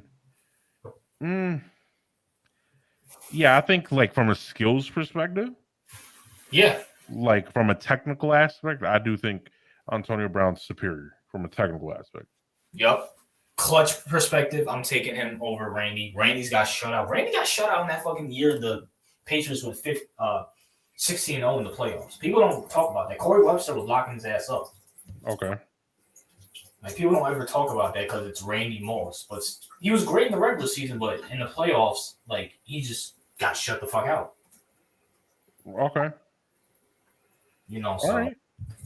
I mean, I still I don't know if I don't know because Randy Moss was a freak of nature, but great athlete. Not denying that. That's why I said he's the Allen Iverson of the NFL. Great fucking athlete. But but it's about winning. It's about winning. And I'm sorry, Terrell Owens did more for his team than fucking Randy Moss did. okay, that's a fair assessment because I always said I'd rather have Calvin Johnson over Randy Moss. People thought it was crazy, but I think I would have because Calvin Johnson was great technically, and he also was huge, big as shit. So I'll take Calvin over Randy. I think yeah, I mean, so I think on a slight note, I mean, on a side note, I do think that like Calvin was kind of a go receiver if he didn't leave earlier. Or no, he would have been a great receiver if he didn't get drafted to that fucking dumpster fire that we call it. Right, because he was a freak, triple coverage, no problem. Yeah. He's the definition of a great athlete and a great receiver. And Randy Moss is the definition of a great. That's why towards the end of his career, people didn't really want him because he had no athleticism. Right. Remember that stigma? He went to the fucking. He was with the Titans, got cut. Then he went to fucking. He was on the Niners with Kaepernick as like the fifth string receiver. Remember that shit? Yeah. Like at least Terrell Owens, everywhere he went, besides Seattle, because I think he was a contributor. All right. Yeah. Yeah, I could see your point on that. I can definitely see your point because On Randy Moss. I can see your point on him. Definitely. Who's your third guy? So speaking of athletic freaks, number 3 for me is none other than Bo Jackson. Bo Jackson's overrated as hell. You there? All right. Bo Jackson. Here's the deal, right? Bo Jackson is listen, he was an insane athlete, right? Like one of the most phenomenal athletes I think people have ever seen, right? Like this is why people heap so much praise on Bo Jackson. But if you look at Bo Jackson's career as a running back, it's not that great. It's not phenomenal. It's kind of like above average, right? I know he was plagued with injuries and so forth, but and how devastating he was as a runner, but he was really overrated because the way people speak about Bo Jackson is never in a negative way. It's always 100% positive. And given his stats and given his contribution to the position, to his team, to the NFL, I don't think I think he's vastly overrated Let me for what he stop you. is. You just said Bo Jackson's overrated. Correct. What the? I had a phone call. What the fuck is wrong with you? Bo Jackson is highly overrated. Yes. Oh my fucking gosh. People think like, oh, like this Bo Jackson, like he is a freak. Like speaking about Russell Westbrook types, he's a freak of nature. He can play, I think, any sport ever, right? He's the ultimate athlete. So I understand why people heap ridiculous amounts of praise on him, but he is definitely overrated for what he contributed to just like the NFL in general. He He's only definitely played overrated. 5 seasons. Right. What He the? played like 5 seasons, and they were not phenomenal. They were not. Yeah. Oh shit. You might have a point. Oh shit. Don't get me wrong. Like the guy was like, when you look at his highlights and you're like, God damn, that guy has such insane talent, but he's like his contribution wasn't enough for me to heap such praise on him. Like from if you just want to praise his athletic ability, I'm 100% aboard. One of the best athletes of all time, hands up. But in terms of what he contributed, no, I don't think he's up there at all. He's That never rushed for 1,000 yards. no. He's made one pro. Wow. I didn't. Wow. Right. So like if you look at his like what he contributed, you're like, wow, I didn't know he like I don't want to reduce him to numbers, right? Because you have to watch like he's ridiculous. Like he's like if he could have stayed healthy, and I feel like if he dedicated himself to only football, we would be Yeah. having a different discussion right Didn't he play baseball when he was now. Yeah, he playing played football? baseball. That's what I said. If he only dedicated himself to football, wasn't as injury played, we would have a different discussion. He would be like at the top 10 receiver running backs list. But right now, given everything that happened, I don't think he's up there at all. At all. All right, now I gotta play a little. I gotta play the what ifs. Who All would right, you go ahead. take? Bo Jackson, Barry.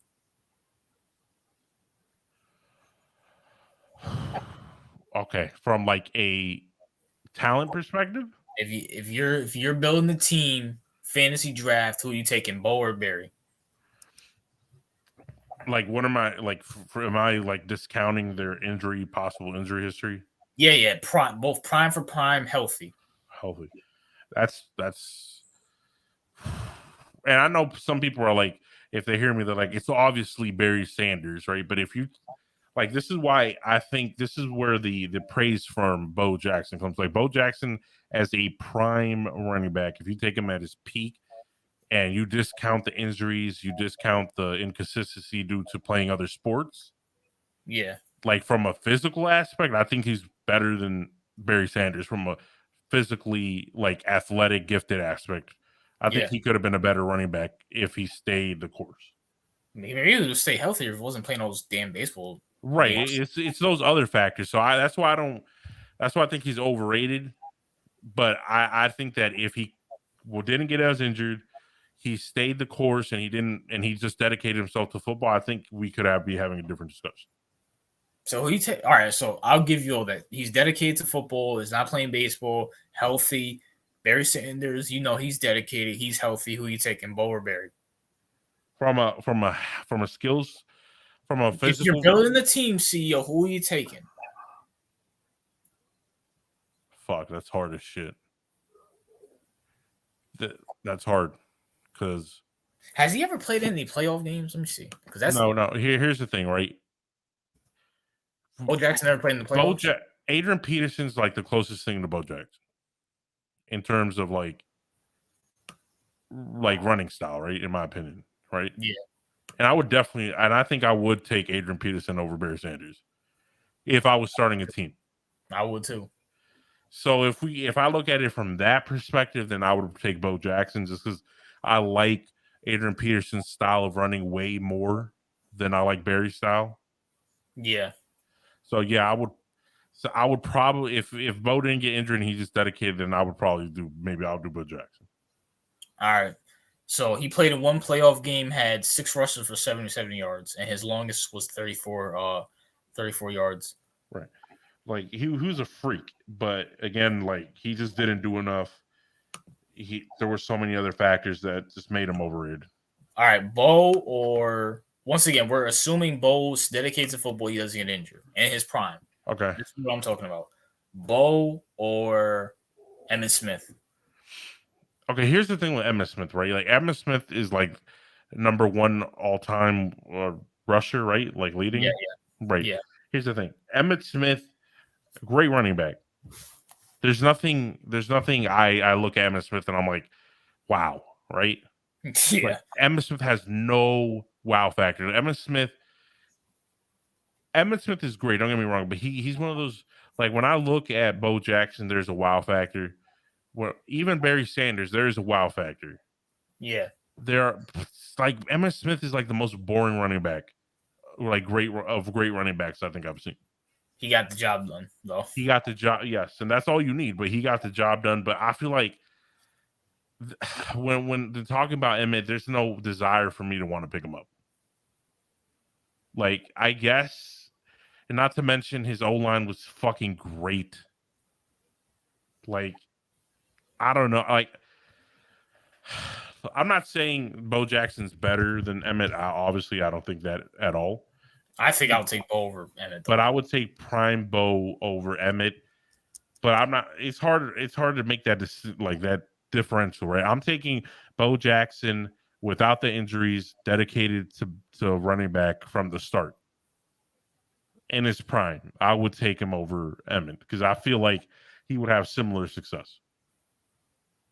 All right, Bo Jackson or Thurman Thomas. I'm not. I'm not too like I'm gonna honest, I'm not too well versed on Thurman like that.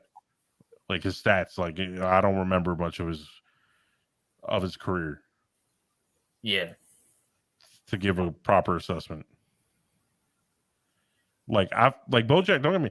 Like I would never take any of these. All the running backs you mentioned, I would take over Bo if Bo was at his current, like if it was his current career right now, I would take all the other ones over Bo Jackson.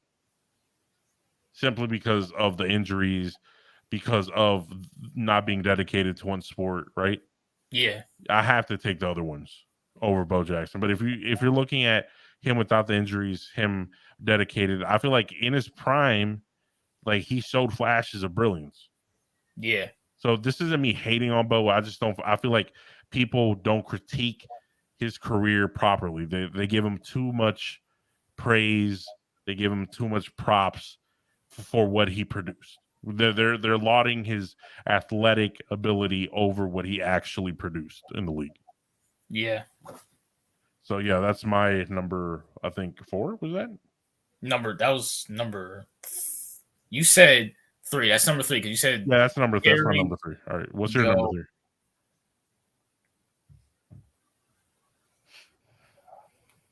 Yeah, who's I, your number 3? I had to text somebody, but my number 3, Richard Sherman. Really? Richard Okay. now Richard Sherman wasn't. He was drafted in like 2009, 2010 ish. Okay. Didn't get relevant until 2013. Okay. When they got rid of Brandon Browner, Okay. Richard Sherman got his ass lit the fuck up. Okay. Now he will always he was very smart, so he will always make the good time. But he got lit the fuck up by multiple fucking times, Mm-hmm. and he always stat pad his fucking like he'll play team like the Jets and get like 2 interceptions because they have like Mark Sanchez out there throwing the ball. Okay. But he is vastly overrated, especially after they lost that Super Bowl that year. Okay. Very over fucking rated. I mean, he did have a lot of help, like in the backfield, so I can't even say. When they lost Brandon Browner, that's when Richard Sherman was like the only guy out there. Now I think Richard Sherman is better than Brandon Brown. Richard Sherman's a great player. Garrett, of course, he's a Hall of Famer, all that good shit. To compare him to Dion and Darrell, no, I'm sorry, he's not even Mel Blount. Whoa, wait. Dion and no, of course not. No. No. I'm taking Darrell Reeves over Richard Sherman. Okay, like Darrell, yeah, it's not even. I don't think like I don't really see like how would anyone take. Nah, I don't see it. I'm taking Jalen Ramsey over Richard Sherman. I'm sorry, I am. I don't. Jalen Ramsey, he's never AJ Boye. Besides that, I mean AJ Boye. I think Brandon Brown is way better than AJ Boye ever fucking will be. But fucking Jalen Ramsey was the number one cornerback versus everybody and still locking motherfuckers up. I mean, all right. Here's the thing, right? Like, and AJ, not AJ, fucking what's his name? Jalen Ramsey travels. Rich Sherman does not travel. He stays on one side of the field. Okay, here's the thing. I don't think like I do think Richard Sherman's like great. Yeah, he's great. Yes, he's great. Right. Once again, overrated does not mean you're not right. great. Exactly You're great. right. But for the amount of adulation he received, there is an argument to be made. There's definitely an argument to be made because yeah, I wouldn't take him over. I wouldn't take him over Darrell. Of course, obviously, no. Not taking him over Dion. Obviously, I wouldn't take him over Dion. What about Mel Blount? No, I don't think so. No, I wouldn't take him over. I think I'd rather have Patrick Peterson. I would too. That's a good name. Antonio Cromartie. Like, because I think they played in the same era, right? You know, they both grew up in. Yes, Patrick Peterson. Right. Like, this is a perfect example. Like, you take Richard Sherman and you take Patrick Peterson. Richard Sherman got way more credit than Patrick Peterson. Yes. And that's only because of the Legion of the Boom. He had a lot of help. Like, that team was stacked as shit. And by the way, he had fucking Patrick Peterson had shitty ass quarterbacks until he got Carson Palmer for 1 year. He's had Russell Wilson. So, right. I think I'd rather have, let's see. And by the way, people give shit. Champ Bailey. Champ Bailey, yes. I said Antonio Cromartie. Who are you taking? Antonio Cromartie. I feel like a stretch. Like, I think Antonio was way better. I think Antonio was way better athletically. Yeah, like here. No, I'm taking my Florida State guy. Boom, Florida State. I'm taking Antonio. Antonio who? Antonio Cromartie. Oh, I probably take Richard Sherman over Cromartie, to be honest with you. Richard Sherman or D'Angelo Hall? Richard Sherman. Like, D'Angelo was good, but I don't think he was there with Richard Sherman. I don't think so. Who else is? I'm trying to think who else can we. But I'm not great. Like, I don't. Let me see. Like, people like. I'm trying to name like more current names than like super old school. Because me too. Bob Sanders, for example, like Ty Law, I'd rather take Ty Law over Sherman. Like, like here's like Ty. Well, yeah. Wait, okay, not Ty. Let's not put Ty Law on there. Well, we need to pick people that have more recent. Got it. Hold on, CEO.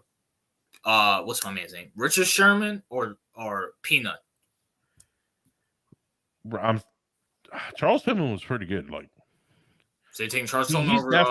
He definitely should have been an honorable mention on the underrated list. Yeah, most definitely.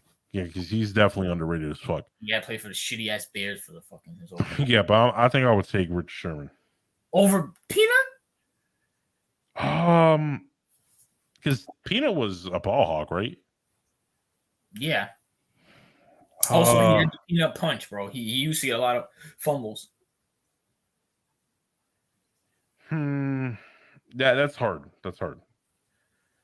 I feel like, but I think I would have to give it to Richard Sherman. I, I, mm, It's hard. I think I'll give it a Peanut. I'll take Peanut. Just Like over I feel like Richard Sherman. See, here's the thing: you have to be.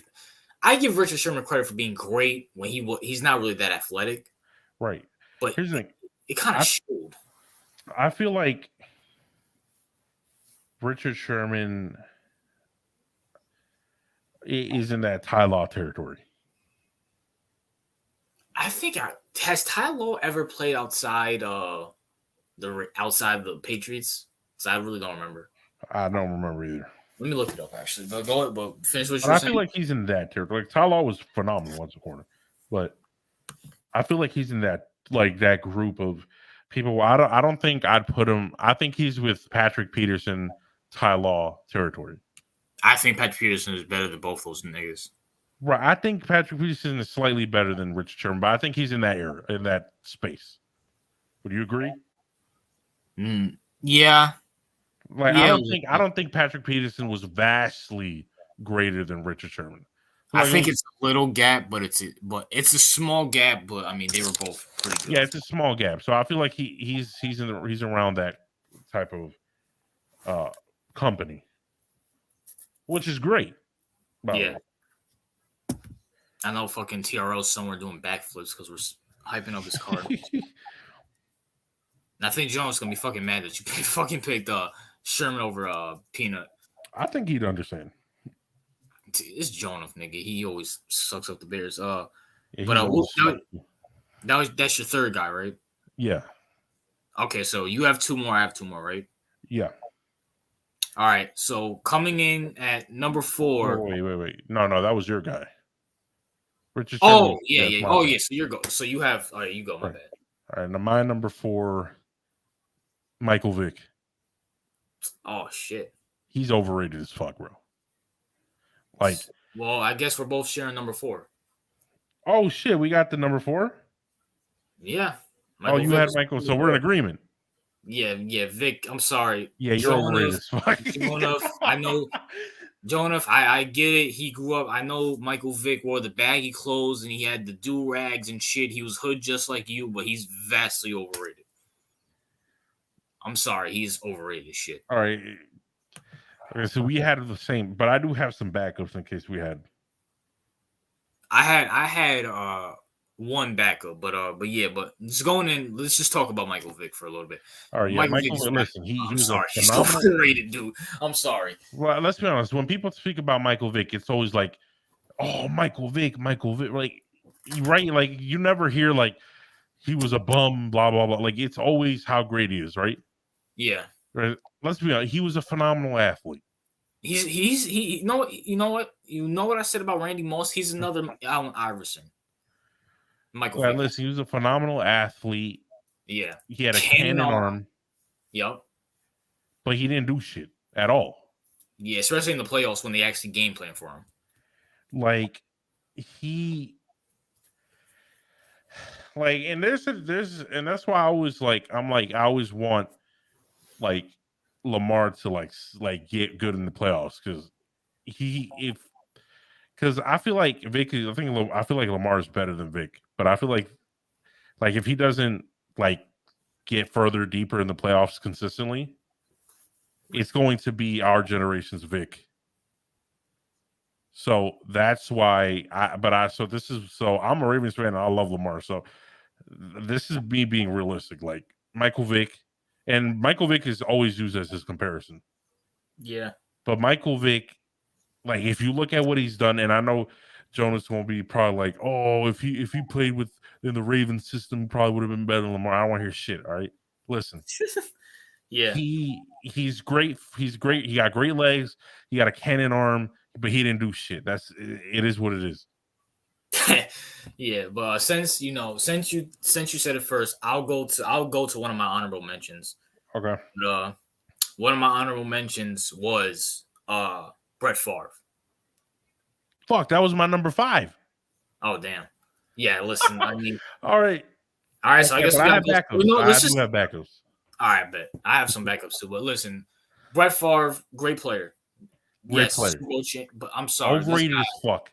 he is. I'm sorry, especially by R.I.P. John Madden's fat ass. Look at like anytime he would like get a touchdown. Look at him, man. He's such joyful. Oh my god, Right. look at him out there. And he throws an interception. Well, it's not his fault. He's just trying to make play. No. I'm sorry. No, You no, can't. right. Like like it was always, he's a gunslinger. He's a risk taker. I'm like, no, he's irresponsible, and he just threw like 3 picks, bro. He threw fucking 3 picks doing the dumbest shit in like triple coverage. Right. I'm like, no, that's not gun. That's just being retarded. Like the guy won a Super Bowl. He was good, Went but to back-to-back Super Bowls. So right. I give him credit. But the way people speak about Brett Favre, bro, it's like you would swear that motherfucker's top 5 the way people speak about him. No, I'm sorry. He's in the lower top 10. I'll give him that. And by the way, for any Packers fan or Jonah, because I know he said Mhm. I know he said this, but Aaron Rodgers is way better than Yes, fucking Brett Favre. It's not I even would close. rather have Rodgers 100 times over versus Brett Favre. Not even Absolutely. close. Both have one Yeah. Super Bowl. I think Aaron Rodgers. And by the way, Jonah, this isn't recency bias. You're just a fucking old head, and you love these old style players who just suck ass. All right, listen. Do you think Rodgers will go to another Super Bowl?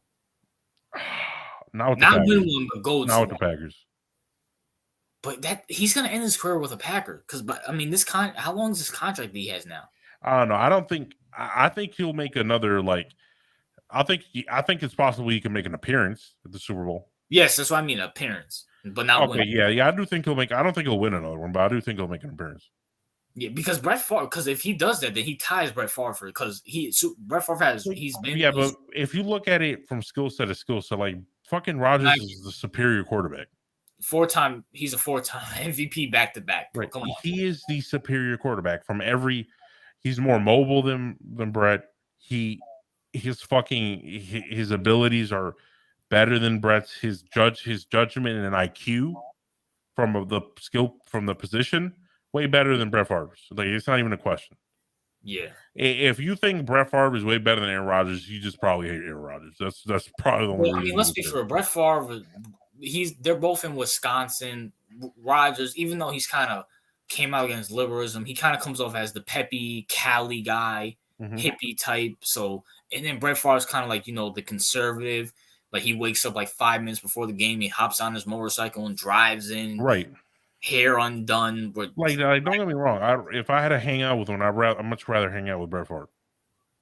If I had to know someone and be cool with one, I would like to hang out with Brett Favre a million times over. Yeah, I think Brett Favre was more likable than Rodgers. But Yeah, Rodgers is not like Rodgers is an asshole. Let's be honest. Like but here's the thing: I'm an asshole too, so that's why I kind of like Aaron Rodgers. Yeah, but here's the difference. He's a pretentious asshole. What does that mean? That means he's one of those people that thinks he's better than you. Like those people like that like, oh, I'm better than you. Like I don't want to hang out with you because you're not on my level. Yeah. He's one of those people. That's why I feel like he's one of those people. I really do. Like that's why I wouldn't hang out with him. Like, for example, like I don't know, like Tom Brady's not like that. Like Tom Brady's like elite. Peyton Manning is probably not like that. Eli Manning is definitely not like that. Like they'll hang out with you, right? Yeah, I guess. Yeah. But the fucking Aaron Rodgers is like, nah, I'm better than you. Like I don't want to hang around with you. Yeah. You think Mahomes is like that? No, I don't get that vibe from Mahomes. I don't get that vibe. I feel like Mahomes is just. Besides that, he's way better than Favre as a quarterback. It's not even a question. Yes, absolutely. It's not even a question. Like Favre is vastly overrated. He's great. Hall of Famer, great. Thumbs up, but no. Right, because because Rodgers recently choked, right? Yeah.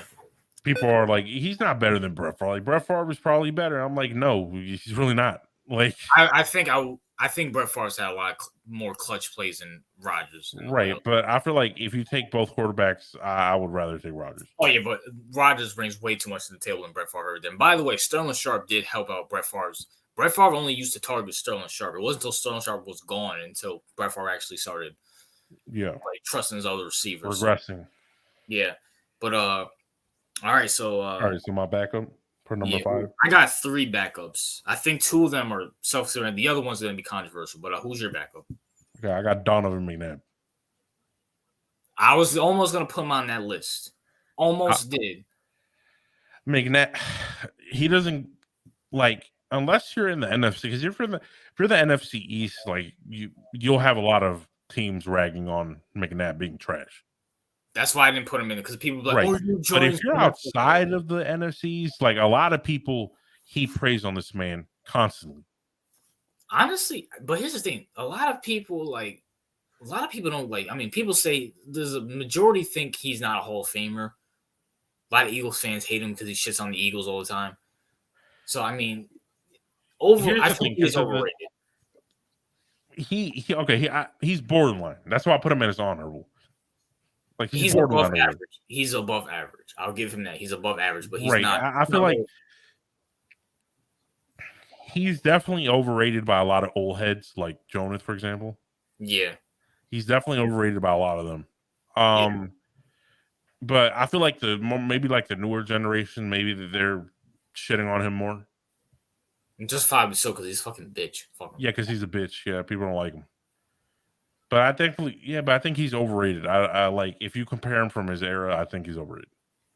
But but he's not too overrated, if that makes sense. That's why I didn't put him on the list, and that's it's hard, but he's borderline. He's right there. Yeah, he's right there. Who do you have as a backup? He'll probably just be properly rated like in a few years. You know, right? Yeah, who do you have as a backup? I actually got 4 people. Number 1, Malcolm Jenkins, the safety. Yes, absolutely. First of all, he's a bitch. Like ever since he cried, about that Drew Brees shit, I lost so much respect. I'm taking all that away, right? Yeah. I'm not even counting any. He's not a ball hog. Right. I'm looking at purely football. Yeah, he gets burned all the time. He's not fat. Like he had like a good season. He had like a good 1 or 2 seasons, and people were like, "Oh, Malcolm Jenkins." And let's be honest, the majority of the hype and the majority of the praise that Malcolm Jenkins gets is for his off-field things. Yeah. If you take that away, he's not that good. He's not. Like he's not. I'm really sorry. not. Right. I'm a Giants fan. I see Odell Beckham burnt his ass multiple fucking times. He's not a ball hawk. Like I'm sorry, no, he's not. He's not. He's really not right. Number 2, Phillip Rivers. Okay, so I feel it's weird. You know why Phillip Rivers is weird? Because I feel like he could go in both the overrated and underrated category, depending on who you ask. Once again, going back to the whole Randy Moss, you can't suck in the playoffs. Like I'm sorry, like this dude Phillip Rivers, how many fucking seasons did he choke himself? Like right, here's the thing, right? You can't. I think Phillip Rivers is overrated, right? Yeah. Me personally. Why? Because throughout the years of Phillip Rivers, right? Yeah. All I heard was how good his stats were and how good his I don't know if you have him on the list, but he's Matthew Stafford without the Super Bowl. Agreed. That's who he is. Agreed. A really good core, like a really good, but he's not. He's so overrated. Like you have you seen how people are overrating Matthew Stafford right now? If Phil Rivers would have won a Super Bowl with the Chargers, he would have been Matthew Stafford, where they were getting overrated. Exactly, and Matthew Stafford has a Super Bowl now, and he's still overrated.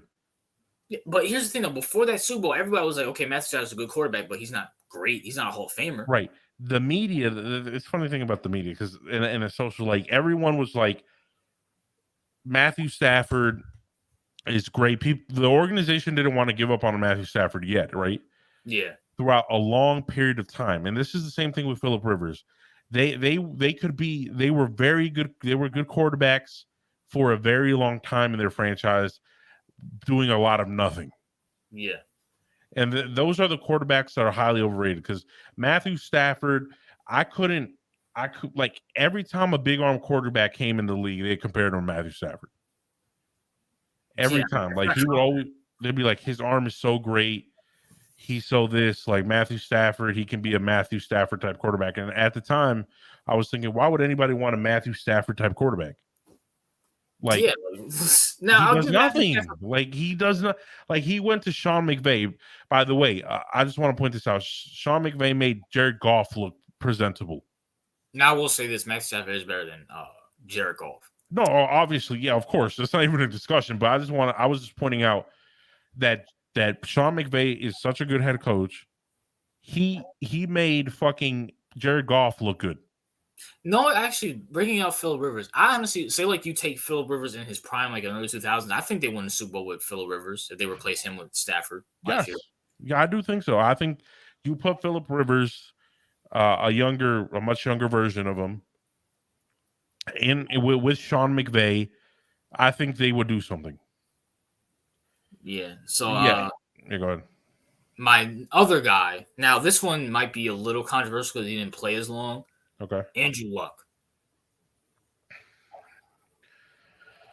okay, that's a good one. That's a good one, and I'll say this right. Andrew Luck was, yeah, I do think. First of all, I don't think I've seen a quarterback that the media hasn't sucked off worse than Andrew Luck.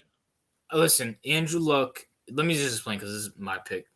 Andrew Luck is a great player. He was if he was on a different team, I think he would have won a Super Bowl. Yes, but I'm sorry, he flamed out, and I give him so much credit. See, he's we want to talk about a guy who's underrated. I don't think he's underrated because they do suck him off a lot. He's a great quarterback. He really fucking is. He's like, but at the same time, you can't flame out in the playoffs like he did so many fucking times. Like he would carry that. Like what kills me about Andrew Luck, he would carry that fucking team and then just fucking lose in the most humiliating way ever. And Right. then go ahead. No. Listen, Andrew Luck, from an football IQ perspective, is phenomenal. Like he's one of the smarter. He's one of the smartest quarterbacks Yes, hands from an down. IQ perspective. He had a good arm. He was mobile for his time. He was a very, like, anybody would, if he was redrafted like a young Andrew Luck, he would again be a number one overall. If he was on the Colts teams right now, they'll probably be a Super Bowl contender. Right, right. If he was next year's draft, he'd be number one overall. Yeah, but here's the problem though. He flamed out way too many times in the fucking Right. playoffs. He did. And even if he was in the Trevor Lawrence draft, he would still be number one. Oh yeah, he's way better than Lawrence. Hands down. Right. He's way better than you Lawrence. put you shit, like, you can put him, but yeah, here's the thing. You're right. Like, people loved Andrew Luck because Andrew Luck's a likable person. Yeah, He's I a very liked him. I likable. liked him. He was cool. Right. He's a very likable person. So I can understand why people didn't like trash him. Yeah. I can understand that, but he wasn't a committed quarterback, in my opinion. Like, he's very smart. He's one of the people. He's one of those people that, okay, I don't want to make this comparison, but he's a elite version of Josh Rosen, right? And let me explain that.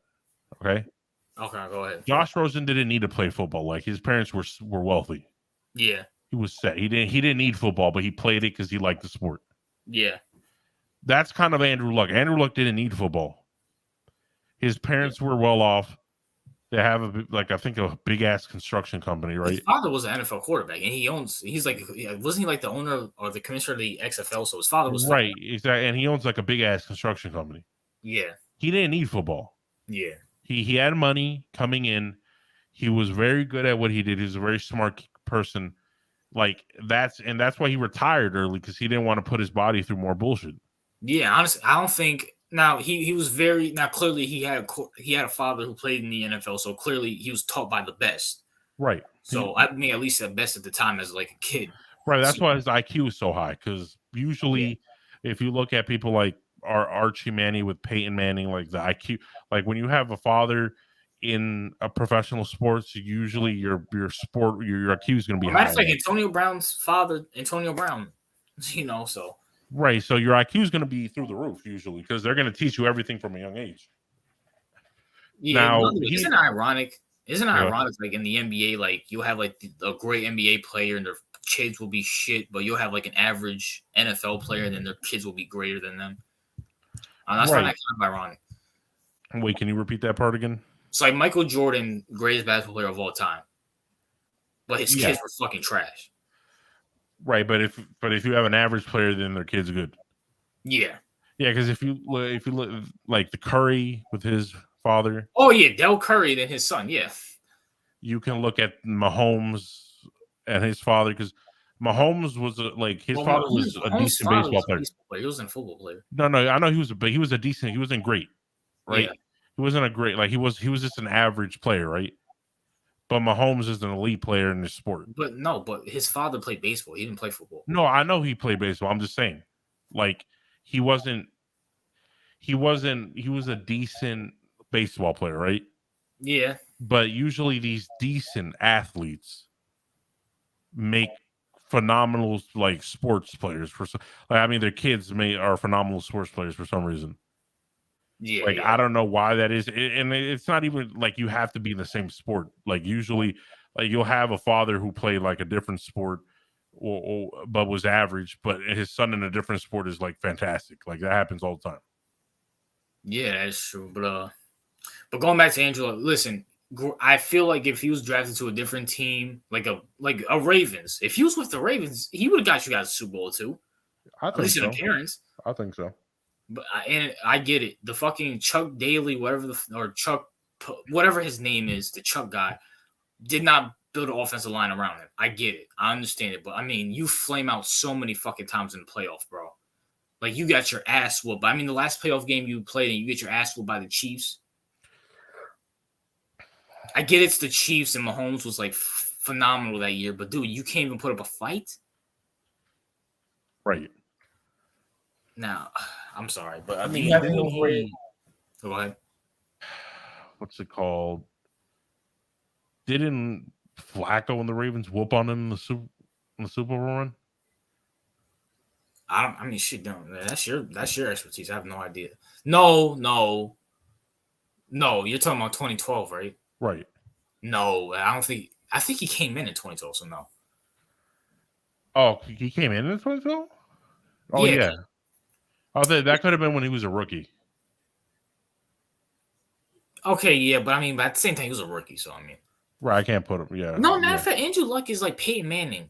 If Peyton Manning, if he had weapons He around him, fucking smart as shit, but flamed right. out a lot in the playoffs. Yeah, he's a worse version of Peyton Manning. Yeah, I wouldn't say he's a Uh, lower level than Peyton Manning. I'll say that. Okay, let me put this. He's a less accomplished version of Peyton Manning. Yeah, yeah. Because in some ways, Andrew Luck is better than Peyton Manning. In some ways, Athletically, yes. yeah. Athletically, hands down, yes. And That's here's why he was such a highly touted prospect because he had like Eli Manning's brain but can move. wait, who did? No, no, Andrew Luck. That's why he was so highly touted coming out because he was Peyton like, Manning's brain. no, no, no. I'm saying Andrew Luck had like Peyton Manning level IQ, but he could actually run and move, unlike No, Peyton no, you Manning. said Eli Manning. I was about to say he had nowhere near Eli Manning's No, fucking no, brain. I'm talking about Peyton Manning.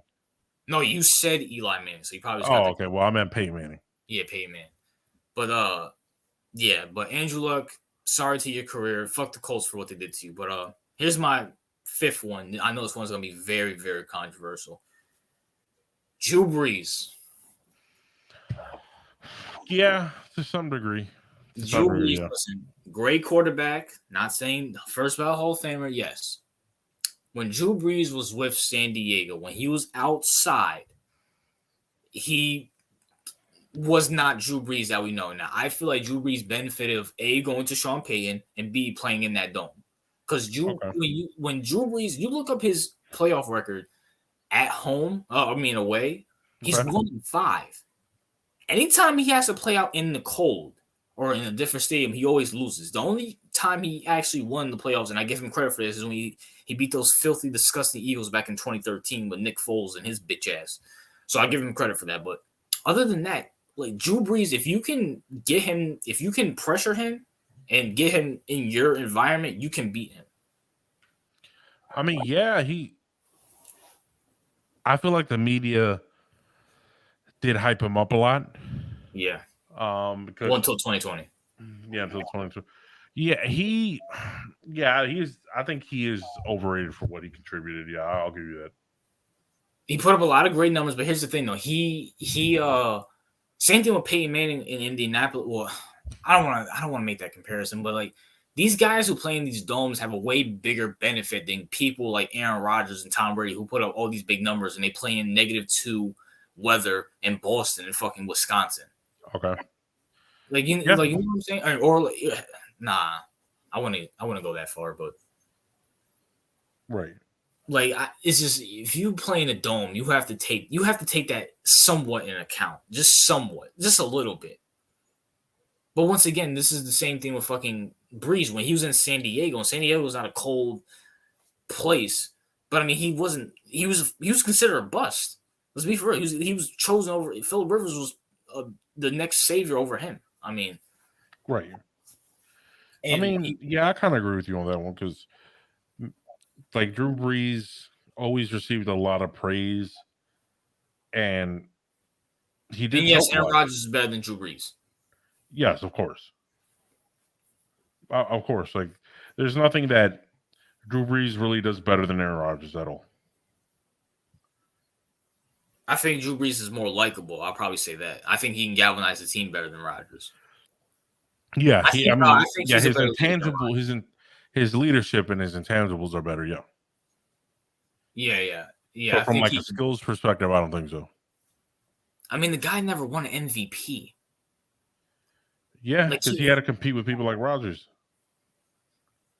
Breeze is great, and also this. It's like I was about to fucking say something. I was about to say he's always and this is just Drew Brees. He's great. He's probably achieved more than anybody expected him to at a guy who's 5'11", right? But at the Right. same time, and then also towards the end of his career, he always lost at home.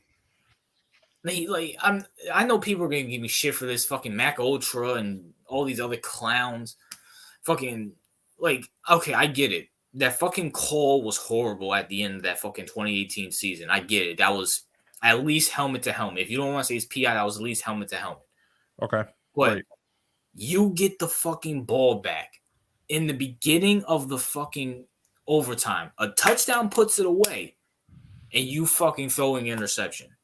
Yeah, he choked. That's just a fact. Even if that call was horrible, we can agree the call was fucking horrible. Yeah, but But there were still opportunities to win the game, right? yeah, and people are saying, "Oh, well, you're deflated." Well, you put Tom Brady in that situation, he's winning that fucking game. You put Montana in that situation, he's winning that fucking game. Yeah, well, I agree. Honestly, you put Rodgers in that situation, I think he wins the fucking game. It's just like I'm sorry, like you have to get it done. Like you Yeah, have you to. do. You do have to get in. Yeah, I agree. He is kind of weird. And honestly, even with Eli Manning, like our kicker missed the fucking field goal against the Packers. Mm-hmm. I think it was the Green when they had Brett Favre in 07. Right. Eli Manning went down the field and got another fucking field goal and won the game. Right. Like, Breeze, you got to finish it. And then 2019, he played horrible against the Vikings. And then 2020, he was washed at that point. Right. 2017, I'll give him a pass because his fucking cornerback was retarded and didn't want to tackle Stephon Diggs in bounds. So, Yeah. Yeah, but I agree. I think he's overrated. yeah, great player. He is great. Yes, he is a great player, right? And by the way, this is what I was gonna say. People say, oh, I guess the Saints had like horrible defense. Like they had like horrible defenses. Okay. But at the same, Rodgers had horrible defenses. He still carries them to the playoffs. I mean, Drew Brees had like a 4 or 5 year stretch. He wasn't going to the playoffs. I get your defense is trash, but great quarterbacks can carry a shitty ass fucking defense. Yeah, I agree. Like, I mean, what did Peyton Manning say? If you have a horrible defense, the greatest defense is a great offense. Right. Like, I mean, I know we're gonna piss a lot of people off in the comments, especially our guys. Yeah, facts. Well, we'll see. We'll see what they have to say after. Who do you think is gonna piss them off the more? Probably Jonas old ass. No, like what player do you think we're gonna piss off? Like what's Oh, like Michael what? Vick's gonna be one. I know that. Michael Vick, maybe Bo Jackson. Bo, I think our greatest we had Brady Lawrence, Jerry Dion, and then you had Montana. I don't think they'll be mad at those. Yeah, no, I think our greatest list is good. Maybe we'll get a little flack on that OJ Simpson pick, but you know. I know what's gonna piss them off. Fucking nah, they're dumb. Anyways, I think Barry Sanders and Randy Moss for me is gonna be very controversial. Oh yeah, that one too. Yeah, we'll see. We'll see if you guys agree or not. All right, shit, we're almost 2 hours in, man. Do you wanna talk about our second topic? Yeah, I mean we can make it shorter. So yeah. So I'll give you the dialogue. So I was watching this video. There's these two guys reacting to Kevin Samuels, right? Okay. There was one guy saying he had no problem the way Kevin Samuels talked is Okay. because he was being okay. Hold on. He was being very direct and telling the woman the truth. The other guy was saying, "Oh well, he could be more nicer to the woman." And the Okay. guy was like, "So it's okay for women to sit here and say men ain't shit, niggas ain't shit, and disrespect us, but when Kevin Samuels does it in a truthful way, it's a problem." He said, "Well, that's the world we live in now." So the question is, do you think there's a double standard between men and women? There's a double standard, and yes, there I do believe there's a double standard between men and women, but I think that's okay. I think that is okay having a double standard. I Now, think let me ask you. Now, let me follow it up. Is it a fair double standard? Now, like women say they want to be equal to men, they want to have all the same responsibilities as men. So shouldn't you have the same criticism as men? yes, if you look at it from the point of view of a feminist, then I think yeah, double standards are bad, right? Yeah, But if you look at it from a point of view of someone who's not a feminist or yeah, basically double standards are good because double standards mean that men and women are different, yes, I agree. right? So like okay, let's see. Oh, we can't be as rough with females. I But agree. females are more rough with us, right? Yeah, There's a double standard to that because there's a reason for that. Like if for some reason a female she shouldn't do this, but if she lays her hand on you, you're probably going to be okay. yeah, you're probably gonna be okay, but but she But, shouldn't be laying your hand on you. right, she shouldn't, but I'm just saying And she's then probably going to be okay, right? yeah, I yeah, mean, you're unless probably going to be okay. drowsy or some shit. But if you punch the shit out of her, she's probably not going to be okay. Yeah, but here's the thing though. Here's the thing though, and I'm not disagreeing with you. And listen, everybody should keep their hands to themselves. Let's Right. just get that out Yeah. there. Everybody should keep their hands to themselves. But Right. when you, especially a lot of women, black women, want to get in their man's face, spit Mhm. all over him, act like a man, Right. and then hit him, I'm not blaming the man for knocking the shit out of him. Prime or give you the best Rihanna. If you ever heard the story, Rihanna and Chris Brown were driving in a car. Rihanna decides to yell and fucking scream at Chris Brown, and he punches him, starts attacking him while he's driving. Now, just imagine if she would have really attacked them and they went off the road and killed each other. I wonder how much blame Rihanna would have got. But the simple fact that Mhm. Chris Brown beat the shit out of her, I'm not saying it's right, but I'm not saying it's wrong either.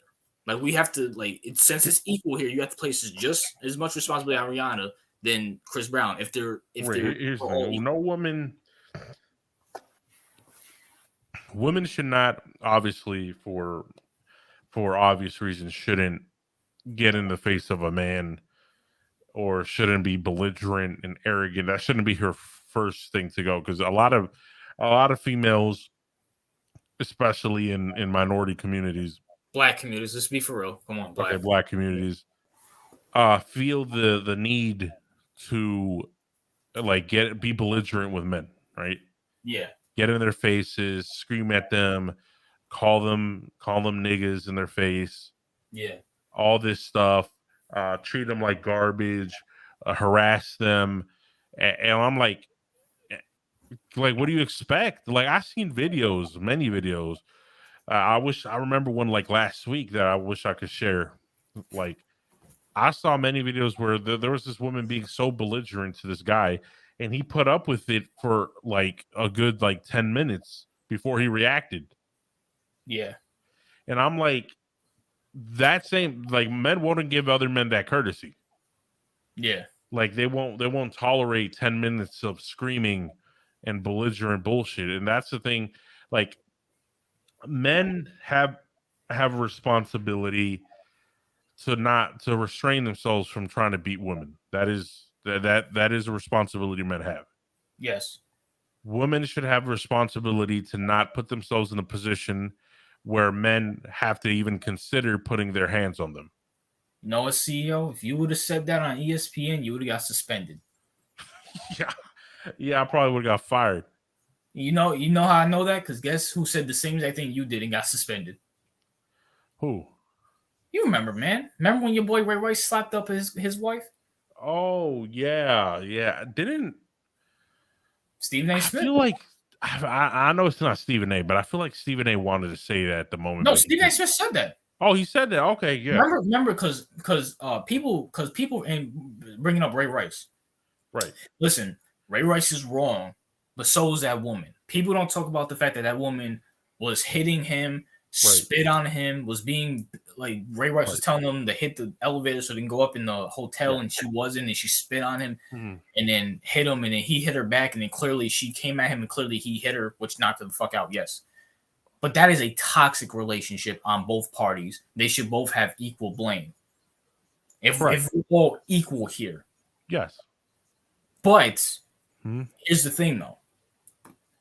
It's not equal though.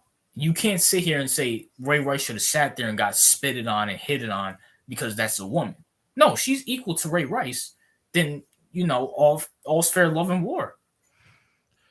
Yeah, obviously this is why feminist logic is retarded, is simply because of that, like, they're not equal. Like So if you want the benefits of being a man, you have to take the negatives of being a man. right, the men, like, men are more dangerous than women. Agreed. Yes, that's a So fact. men have to carry themselves in a way that is not violent, or like, when you're around women, you try to be nicer to them, you try to not be as aggressive for various reasons, and it's because we're more physically imposing than females. Yeah, So for the majority, yes. right, so women have to really, that's why I said women shouldn't be in their face, because if a man, you can't, as a woman, you have to put yourself away, you can't put yourself face to face with a man. I don't know why, and this shouldn't be controversial, but it is. Oh yeah, it is. Yeah, It's controversial because, so basically, what I'm saying is that if I'm saying is incorrect, then the opposing point of view is that if a woman, a woman can spit and hit a man, and she should be allowed to because she has a vagina. Like, then there's that's not no equal. That's basically saying women are above men. That's not equal. right. It's not equal, right? But here's the thing: and that's kind of the where the double standard thing comes in, right? Yeah. That you can't have equality and not be okay with men beating the shit if a woman touches them, because I don't think Ray Rice went to jail, right? No. You know, I mean, she probably, if she touched him, spat on him, or assaulted him, right? Yeah. And like, from a legal point of view, he was defending himself, That's still assault on both cases. right? So if someone, if a female slaps you, do you have the right to defend yourself? I think you do. Like, but Just my legally, you opinion. do have a right to defend yourself. Now, I will say this. Hmm. I'm just speak for me personally. Right. I don't like to be touched. I just don't like if you're not like my homeboys. You know what I'm saying? Like I like because men like to, we like to roughhouse play fight and stuff like that. But if you're my Hmm. homeboy, it's not serious. Okay. Women are horrible at play fighting unless it's with boys Right. because they know if they hit us too hard, they're gonna get fucked up. And number two, But like with other females, they cannot play fight. But I said all that to say this. I would like to think, like, so I'm assuming if a woman hits me, it's in the heat of the moment. Me and her are both arguing. God forbid if I ever am in this situation. I try to avoid shit with females because I don't benefit at it at all. No, at all. No. It's say if me and a female got into a argument and she hits me, I would like to think I will restrain myself, but in the heat of the moment, adrenaline going, I don't know. Here's the thing, right? I'm It just saying I depends. don't know.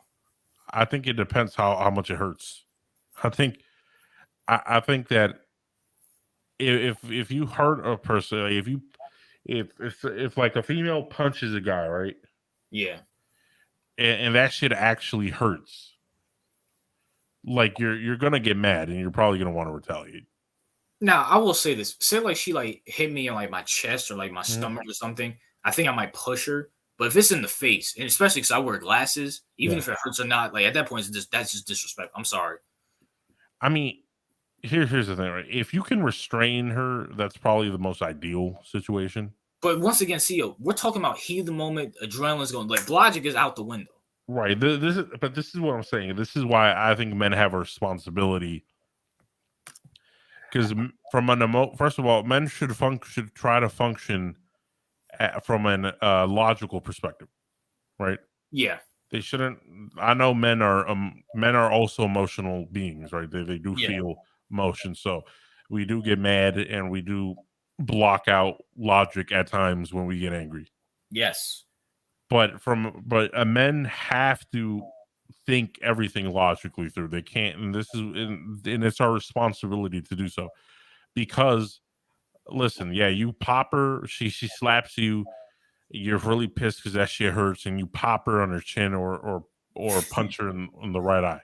yeah, So the police come. She's probably gonna have a fucking purple, like she's gonna have a black eye. She's probably gonna her mouth is probably gonna be bleeding, and she slapped you, but it's probably not gonna leave a mark. yeah. You're gonna be perfectly fine.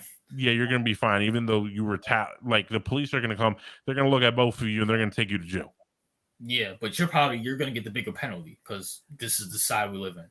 Right. So this is why I said when a woman hits you, if you can restrain yourself and you can restrain her, that's the ideal situation because you have to have emotional control. As men, you have to learn emotional control. You can't anger is an emotion. You can't Yes, let anger, even if she's in the wrong, if you can, if she's trying to kill you, that's something different, obviously.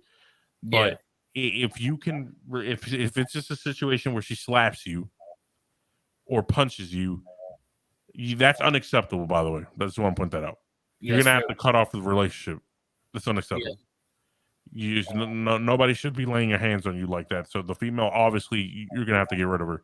yes, But you should try to restrain yourself in the moment if you can, and try to leave that situation as fast and quickly as possible because nothing's good going to come from it. yeah, So that's my advice for that situation. But um, yeah, this is why double standard. This is why society. Listen, this is why a lot of people, some people won't agree with me, but this is what I believe. Like this is why in modern day society, a lot of our culture, and especially in America, is a culture where we try to avoid giving women. We try to avoid holding women accountable. yeah, We don't want to hold women accountable. And this is where you get a lot of these double standard issues, a lot of inconsistencies in logic, because a lot of females are like, yes, we want equal rights, we want equal pay, even though they do get paid equally, but that's another topic. They yeah, want everything exactly the same in men. Okay. The law is already like that, by the way.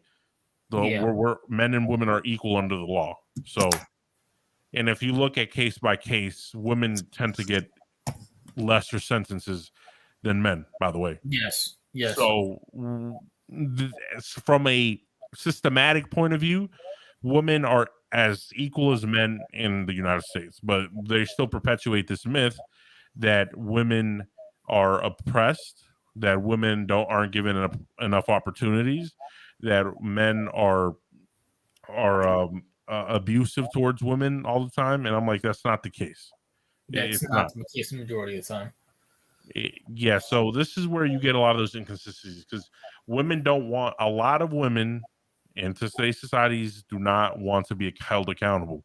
They want the benefits that come from a masculine run society. And what I mean by that is they want to be true, they want special treatment, right? Because in the time where men used to open doors for women, that era, Yeah, and men like they want that privilege, they want that special, they want a lot of men to treat them with kid gloves, yeah, they want that special treatment, but they also want the they also want the rights, and they want everything. They want the equal rights. They want you to say men and women are equal in every aspect, even though they're not, so they can feel better about themselves. So they don't want any negative uh anything that's negative that comes with being a female. They don't want. That's number yeah, one. They don't want anything negative that comes with being a man. yeah. So they want special treatment. That's basically what's going on here. And here's my thing: is that I have no problem with double standards. You should hold men to a standard. You should hold women to a standard. But here's the thing, though: you can't sit here and tell me that we're equal. If we have to hold each other different, we're not equal. No, we're not. Like CEO, say like me and you were both married or had girlfriends, and we went to work and we paid the bills, right? Okay. That's just normal. No one would blink an eye about it. But say we were the stay-at-home guys, and they were the ones going to work. People will look at us like, "What the fuck are you doing?" Mm-hmm. That's fine by me. But here's the thing, though. But don't sit here and tell me that women are more important than men or just as important as men. No, you're not. We do a different role. You guys do a different role. Let's just stay in our own fucking lanes. That's just that's just a fact. So this whole myth that we're all equal, we're not. We're not. And I Yeah, know, we're not equal. and for all the feminists, listen, there was one feminist in the comment section. Listen, bitch. I don't know who the fuck you are, but don't come in my comments as you're talking reckless. All right. And What number did she two, say? I don't fuck. She deleted her comment. I was gonna screenshot and send it to you, but I saw it at work. But to paraphrase, she was basically saying, "I think you two, I think you two, what she say? I think you two have woman problems," and she said we had some type of like woman problem, and she said something that pissed me off. What she calls incels or something? No, oh, she said, "I wish I could switch your tooth." This bitch said, "I wish I wish." She said, "I wish." She basically said that she wishes she can cut off her dicks and put vaginas on us and have us walk out in the world. Like, Okay. like Okay. be a That's woman for a day. oh. Okay. I mean, okay. Does she want to be a man for a day? Like, okay. Listen. She looked at her comment, by the way, too. Oh, what was that last podcast? Yeah, Listen. I just want to say like something for any feminist that views that watches the video, because I know like there's that throughout your channel's history there's been like a couple of feminists who have left comments like pissed at you or something like that. yeah, For any feminist, I welcome a debating feminist. I welcome that. Like I could get it. Like if you guys, I don't know not for about John's it's Nation, my channel. I'm a dictator. Fuck all y'all bitches are. You know what I'm saying? but I would be more than willing to debate you on whatever kind of I mean, I'll let you on the channel, but you can't get disrespectful. no, right. No, we're gonna have yeah, we would have a civil debate. Yeah, Like my thing is I have no problem debating people, like especially feminists, but usually they don't like to debate because logically everything they do is inconsistent. So well, they think what well you think with facts. They think with feelings. right. So hey, like people are like, oh, you want to be, oh, like she said, you should be women for a day or something, right? Yes, yeah, something along those lines. I Right. was I'm at like, work. okay, I was at okay, work that's when I cool. saw it, so I was able to like look at the comment. So Right. And if we were women for a day, yeah, we would find advantages and disadvantages of being a woman. yeah, But if you were a man for a day, you would experience the same thing. you might You would experience worse. you would find that you would know what disadvantages men have. Men do not live Like men in like we do not live in a patriarchal society. I just want to let y'all know that. Like we don't No, live not in like a true anymore. Not anymore. patriarchal society. We don't. Especially in the black community. No, we don't. Yeah, we don't live in a patriarchal society. Men are not handed things. Men actually have to work for their shit. Men don't get special treatment from other men because they look good on Instagram. Yeah. Like we don't like there are advantages of being a man. Like I'm not afraid to walk on the street because like alone, right? Yeah. So there are advantages of being a man. I'm less likely to get kidnapped, but Or be raped. or be raped or whatever. I'm less likely for that happening to me. Oh, well, unless you're in prison. But Yeah. if you there are advantages to being a man, but there are also disadvantages. Like the same thing with women. So this whole idea, and this is where the ego comes out from these females. They're like, "Oh, worry about the problems we face as females, but no one addresses the problems men face. No one cares to address the problems But here's the that thing, men though. We face in don't society." bitch about them. We Right, know our fucking role. These bitches don't know their fucking. Well, so my bad. right. So we Well, don't. no, it's my fucking shit. These bitches don't know their fucking role. They think they want. We convince them, or men, going back Mm, to our other fucking platform where men fail society. We right, told them that they can be men. They can't. right. Which, by the way, females also have the government side. If you have a baby with a female and she wants to put you on child support, you're probably gonna have to pay her, even if you're the better parent. Right. So there is a lot of advantages for women systematically as well in the United States. So, but men generally don't complain about it Yeah, because we don't really give we because we don't care. Like women love to complain about how hard it is to be a woman. We don't complain. Men usually rarely complain, and if we do bring it up, it's because we're trying to let you know that you're not the only sex but here's the thing though. with If you try to bring disadvantages. it up, if you try to bring it up, prime example, RIP. I know I bring him up a lot, but he deserves his praise. Kevin Samuels, when he tries to bring it up, oh, he's gay. Oh, he's divorced twice. He gets shamed for it.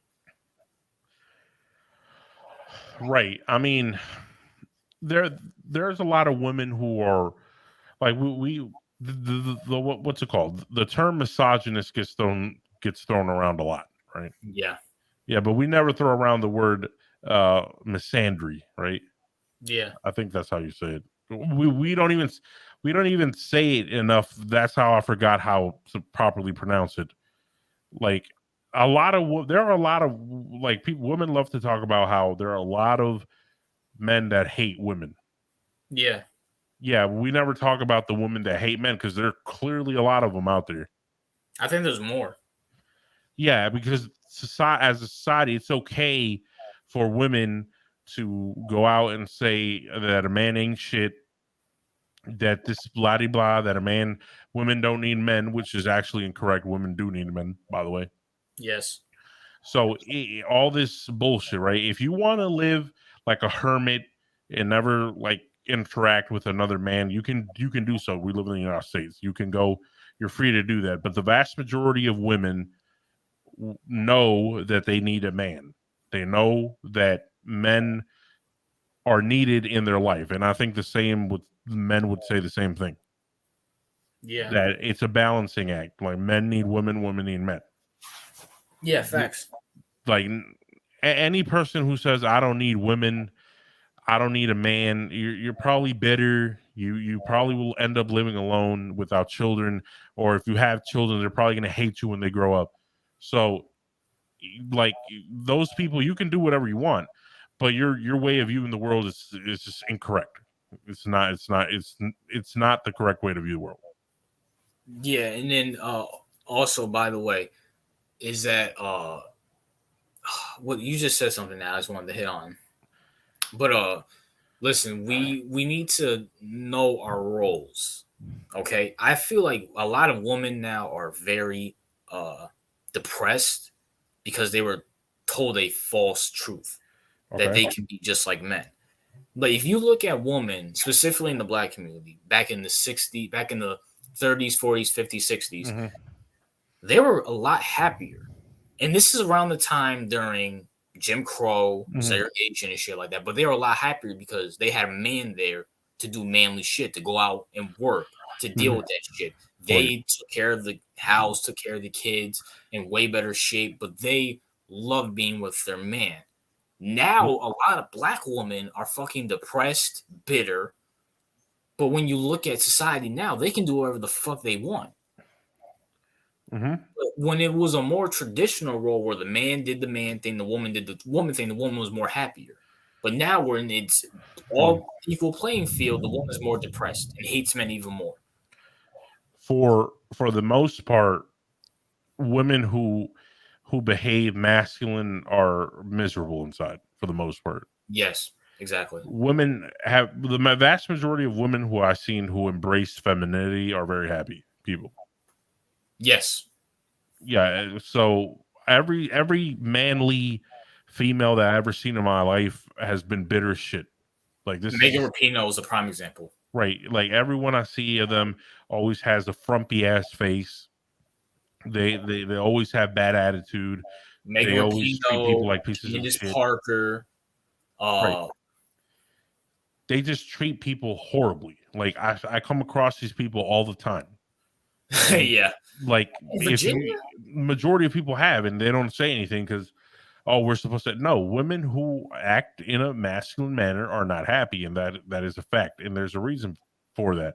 It's not because it's a societal thing. No, women femininity is attached to biology. I know a lot of people think it's a societal thing or a cultural thing. No, it's not. The Let's see. You mass know what a woman is? right. The vast majority of being a woman, the femininity, like behaving like a woman, comes from a biological inclination. Like it comes from biology. It doesn't come from society. You look across It the doesn't come from your majority. fucking feelings either. Right. You look at the majority of the world, majority of cultures, women have behaved.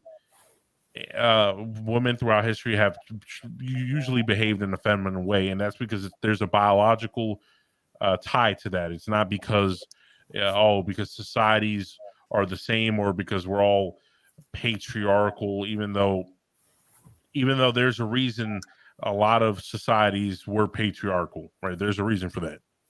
Yes. Men men tend, and this is just a fact, men are leaders. This is what Yes. men are. This is men are supposed to provide for their family and they're supposed to be leaders in their communities.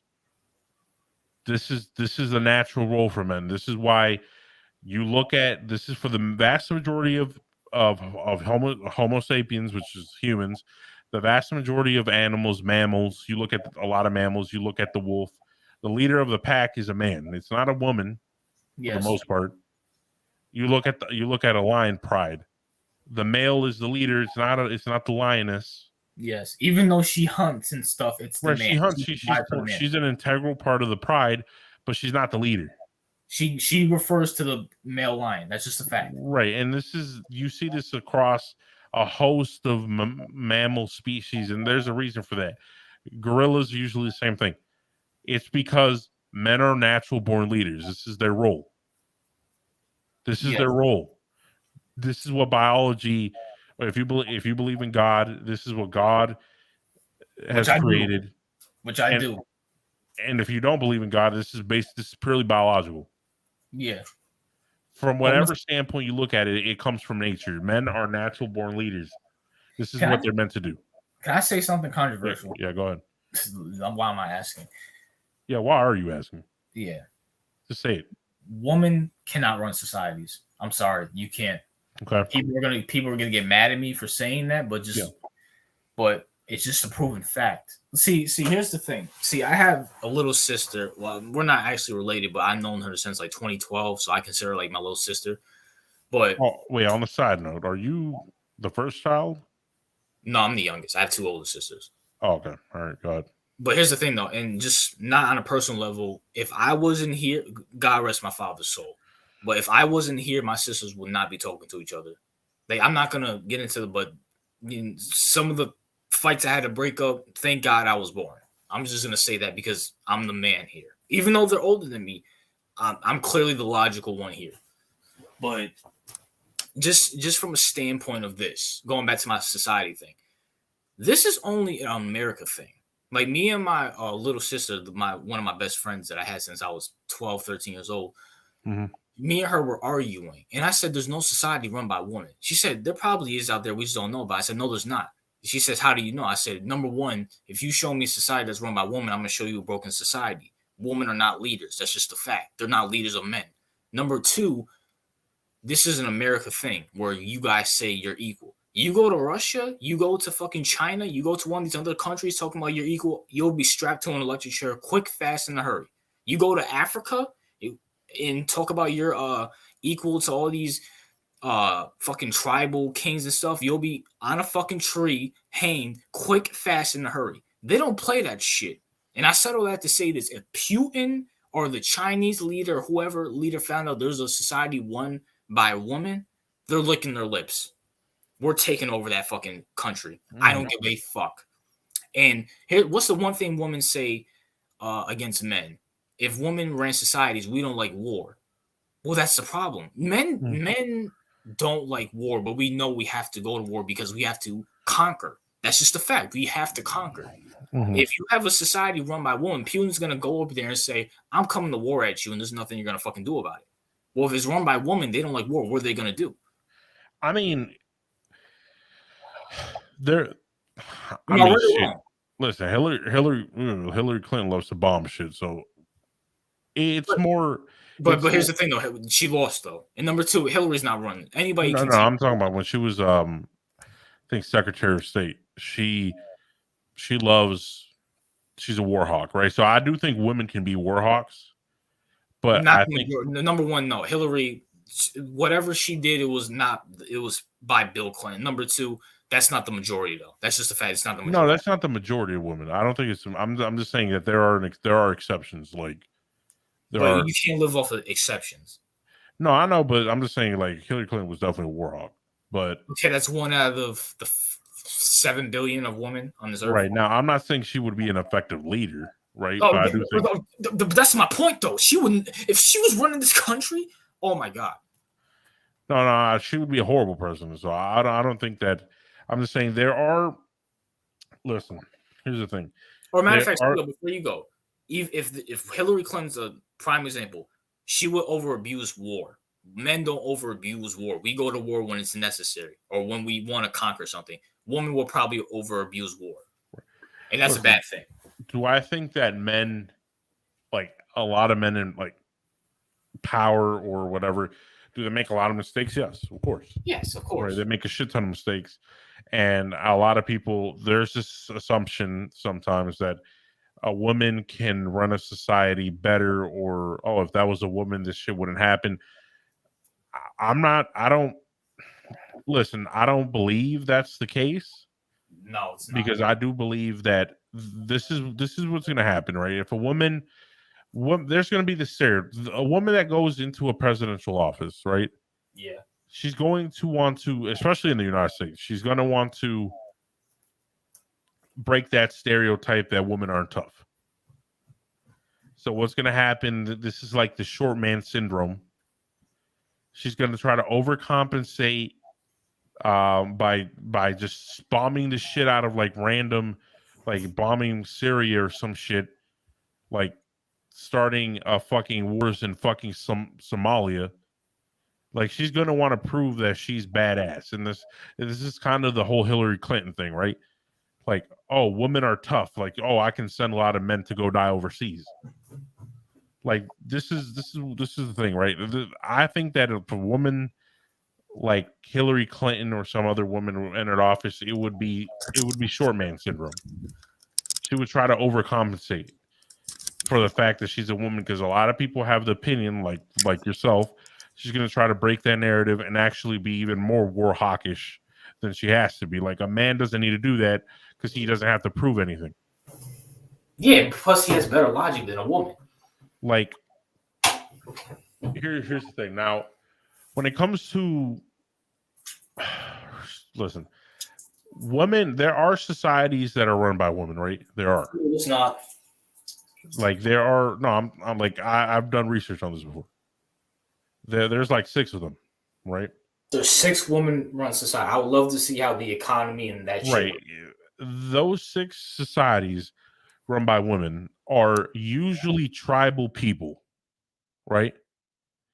They're usually societies that are like worse than third world. They're fourth, like they're basically borderline fourth world nations. They're not they're basically like clusters in Africa, in India, in those places. You'll find matriarchal societies, but they're not societies that thrive. Okay, so that proves my point. No, right, but I wasn't trying to like argue your point. Oh no, I'm not talking about you, but Right. that I proves was my just point. I'm pointing out that the societies that are run by mainly women, right? When you do a swap in them, like they are not as effective. Like they won't grow to the size of America, for example. They Or even won't grow. third world countries, Hmm? or even third world countries. Right. So my thing is, this is why before I was more cautious about talking about these issues, Yeah, but now I just don't care because I'm like, this is the truth. This is reality. yeah. You're the perfect because I'm like the reckless mouth one. You're kind of like we both agree on the same thing, but I'm kind of like you're kind of like good cop. I'm like bad cop. You know what I'm saying? Right. But like my thing is, like I said, men always have play responsibility because you're going to have a group of men who are going to encourage women to behave like men. Yeah. They're going to basically support all the degeneracy, all the modern feminist bullshit from women. Like you have that group of men, right? The Which enablers. those men are more damaging than the woman are. But go Yes, ahead. they are more exactly. Those men are enablers. They're basically telling women, yeah, you go, that man is a piece of shit misogynist. You like those men are are some of the worst people. Like are they because they enable those women, they're enabling them to a worse life. Yes, They're agreed. making those women miserable. They're pieces of shit. So if you see a man, what was that term they use, white knighting or whatever? If you see a man Yeah. who goes Simping. simping, who goes around defending the bad actions, the irresponsibility of a lot of these women, they're they're pieces of fucking shit. Yeah. And those are usually men, first of all, that in the first place that can't get a bitch. I was about to say that they get no pussy. They get because they're in their mind, um, making sure treating a woman like a queen, treating her like she can do no wrong, not holding her responsible. This is what he thinks is going to get him laid Yeah. because they work under the assumption that if women respect men that let them walk all over them, and that's not true. Yes, agreed. Like and I'm saying this from experience because when I was like 12 years old, when I was younger, I thought that the best way to get bitches was to be nice to them. And No, what I it's mean by nice, I'm not talking about actively being, I'm talking about everything they say I agree with, right? yeah. Everything they can't do no wrong, uh paying for everything, gifting them whatever they want, basically treating them like they're fucking English royalty, right? Yeah. That never works. No. Women do not like that. They might say they like that, right? Yeah. They might say, "Oh, we want," no, they don't like. They hate that shit. Yeah. So all you bitch ass niggas who think that basically going simping for women is gonna get you laid and simping for women is righteous, it's not. It's actually destructive. Yeah. Facts. Yeah, but that's all I have to say about those dumbass people. The only thing I have to say is, listen, I'm not saying you have to treat women like shit. No, Now, me from my personal experience, a lot of women tell me I come off aggressive, but they also say in the same light they actually like that. I don't think I come off aggressive, but it could just be me. But even that, and even like with me and like the females I fucking deal with, if me and her get into an argument, and I think I said this to stream before, I stop talking to her. mhm. That attracts her right then and there. Literally, that attracts her right then and there. When I Right. stop texting her, because Right. that's letting her know you ain't shit, bitch. I can move on without you. Mm-hmm. Now, if I was blowing up her phone saying sorry, baby, now I might after we're done, yeah, after she texts me and stuff and she gets my attention, I text her back. I might say I'm sorry, just just to squash it. But the Mm-hmm. simple fact that I got her to text me when I'm not texting her, I'm leaving her on read or deliver. That's Yeah. what women like. Women don't That want the dudes who blow up their fucking phones and stalk them and shit. that's the same formula that happens. You can use that same formula for breakups, right? Yeah, Because usually if a woman breaks up with you, for a lot of the men, like a lot of simpish men like to, like you said, stalk them and text them 24/7. yeah, But if she breaks up with you, for example, for whatever reason, yeah, and you just stop texting her, you go no contact, that's the best way to go, by the way. yeah, You do no contact, like I swear, like in like, if not a couple weeks, in a couple months, she's gonna be texting you back. yep, Like this exactly. has been proven. Yes, Like, it might be hard, especially if you were with that female for a long time. It right, it might might be be hard, but it's for your benefit, right? yes, And it's for your benefit because that's usually work. Women do not respect clingy men. yes, no, they don't. They find if you're clingy, that means in her mind that means you have no value. You have no other options. And Yep, once a woman figures out or believes that you have no other option, she doesn't want. She no longer wants to be with you because she wants. Women will never say this, but instinctually, women want men that are wanted by other women. yes, facts. This is a fact. This is not bullshit or pseudo bull. No, this is a fact. Women like this doesn't really apply to men. I mean, it to a certain degree it does because it's kind of like the Kardashian effect. But men can perfectly date a woman who maybe a lot of other men aren't that attracted to. They don't have a problem doing that. Yeah, facts. For the vast majority of women, if they find out no other woman likes you, their interest in you is going to vastly decrease. Yes, So so that's why I said men, like, you have to carry yourself in a way that presents value, even if no other bitch texts you, even if she's the only bitch that looked at you that only likes you. You have to behave and conduct yourself in a way that indicates to her that you are of high value, and that is not being clingy, like you said. That's basically, if you have a fight, if she's being rude, if she's being disrespectful, you just don't message her. You get away from the situation. look how fast she'll try to text you. Yeah, it's just, yeah, she'll text you quickly. Yeah, Speaking of that, she's actually because I'm on the podcast with you. We just had an argument like a couple hours ago, and now she's like she fucking called me 3 times and fucking texted me so many fucking times. right, But we were exactly done that. arguing. I'm just not paying attention to her because I'm talking to you. Bros before hoes. You know what I'm saying? Yeah. But But I mean, the whole point is listen, and going, and that's what I wanted to bring up when we were talking about like, the woman situation. If you find yourself in a heated situation, well, me personally, I kind of grown up, and okay, if I feel like I'm about to get in a heated situation with a woman, I just walk away. yes, that's the correct way Just to do it. walk away, bro. Don't let because once you get that anger in you, once you get that feeling over you, it's not gonna end well. Walk No, away while the logic is still there. Just walk away. yeah, just remove yourself from the situation, right? And if she wants to bring it up later when you guys are both cool down and you want to talk about it, fine. If not, then just leave her alone. Just leave her alone. Women respect that more than you getting in their face. They love attention. Women love money and attention. Don't give her that fucking attention. No, no, don't give her that. You have to, when it comes to attention, you have to balance it, right? You can't completely ignore her because then she's gonna think you don't like her, Yeah, and you can't be a fucking stalker because then you got no value. So you really have to know exactly when to give females attention yeah, and when not to, right? So yeah, that's definitely a lot of I think a lot of men need to learn because yeah. shit. Like prime example. Like I'm not saying like when you and your girl get into an argument, don't talk to her. Do not talk to her. No, Don't text her. Just leave it be. It might bother you, even especially if you've been with her a long time, but don't do it. Don't fucking do it. Do not text her. Like right, just don't do it, bro. She will respect you more then. right, and yeah.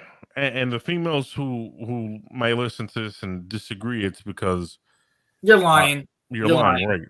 And not only Fuck out of here. not only is she lying, she just doesn't want to. Like, women hate to agree to the fact that they don't like, because some women view that as disrespectful and it's not. But there's some women who hate that we're saying exactly what we're saying because they know it's true. Hey, listen, it tells you. I know, CEO, you're not like a big Bible fan, but it even tells you in the Bible, the truth separates people, it doesn't bring people together. Because certain people can accept it, the majority won't. That's just a fact. The majority won't. Right. But the next topic, I don't want to. A matter of fact, I'll type it in the chat right here. Well, matter of fact, you'll see the next topic next week, anyways. Oh, matter of fact, the private chat. I don't want to spoil it. Right. Yeah, I gotta think of another. Fucking misspelled that.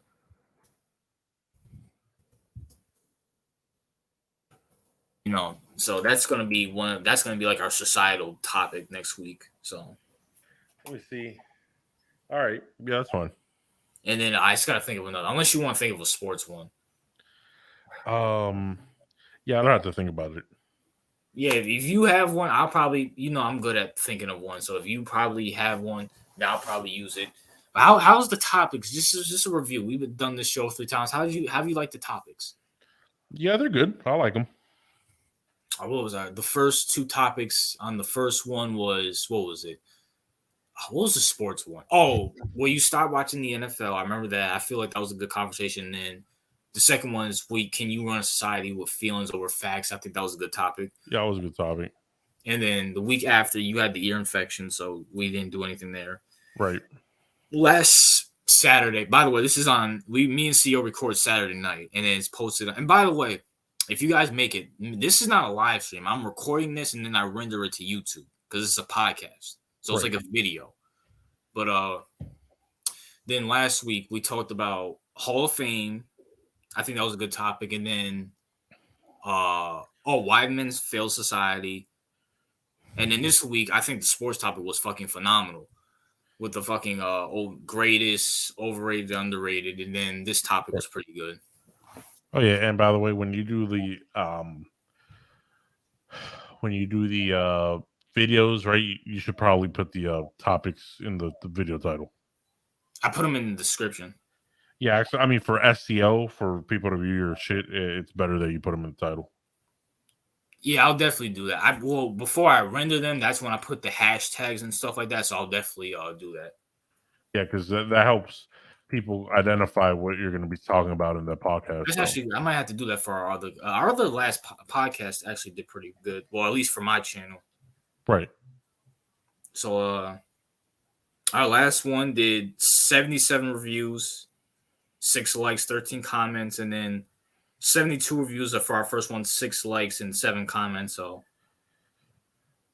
yeah, once you get the thumbnail consistently on the podcast, and you get the description and the titles correct, you're gonna see a lot more views. Yeah, I gotta fucking see. I definitely got to do that. I have the picture. Once I get the picture up for us, then that's when I'll get the ball rolling. Right. But you got to start somewhere. So yeah, right. Facts. But I got a lot of plans for this podcast. I appreciate you, CEO. From one asshole to another one. You're a good asshole. You know what I'm saying? Thanks, though. You know what I'm saying? But anything else you want to add?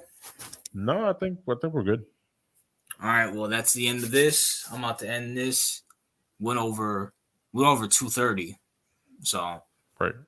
We'll see how this goes. But peace out, y'all. All right. Peace out. Bye.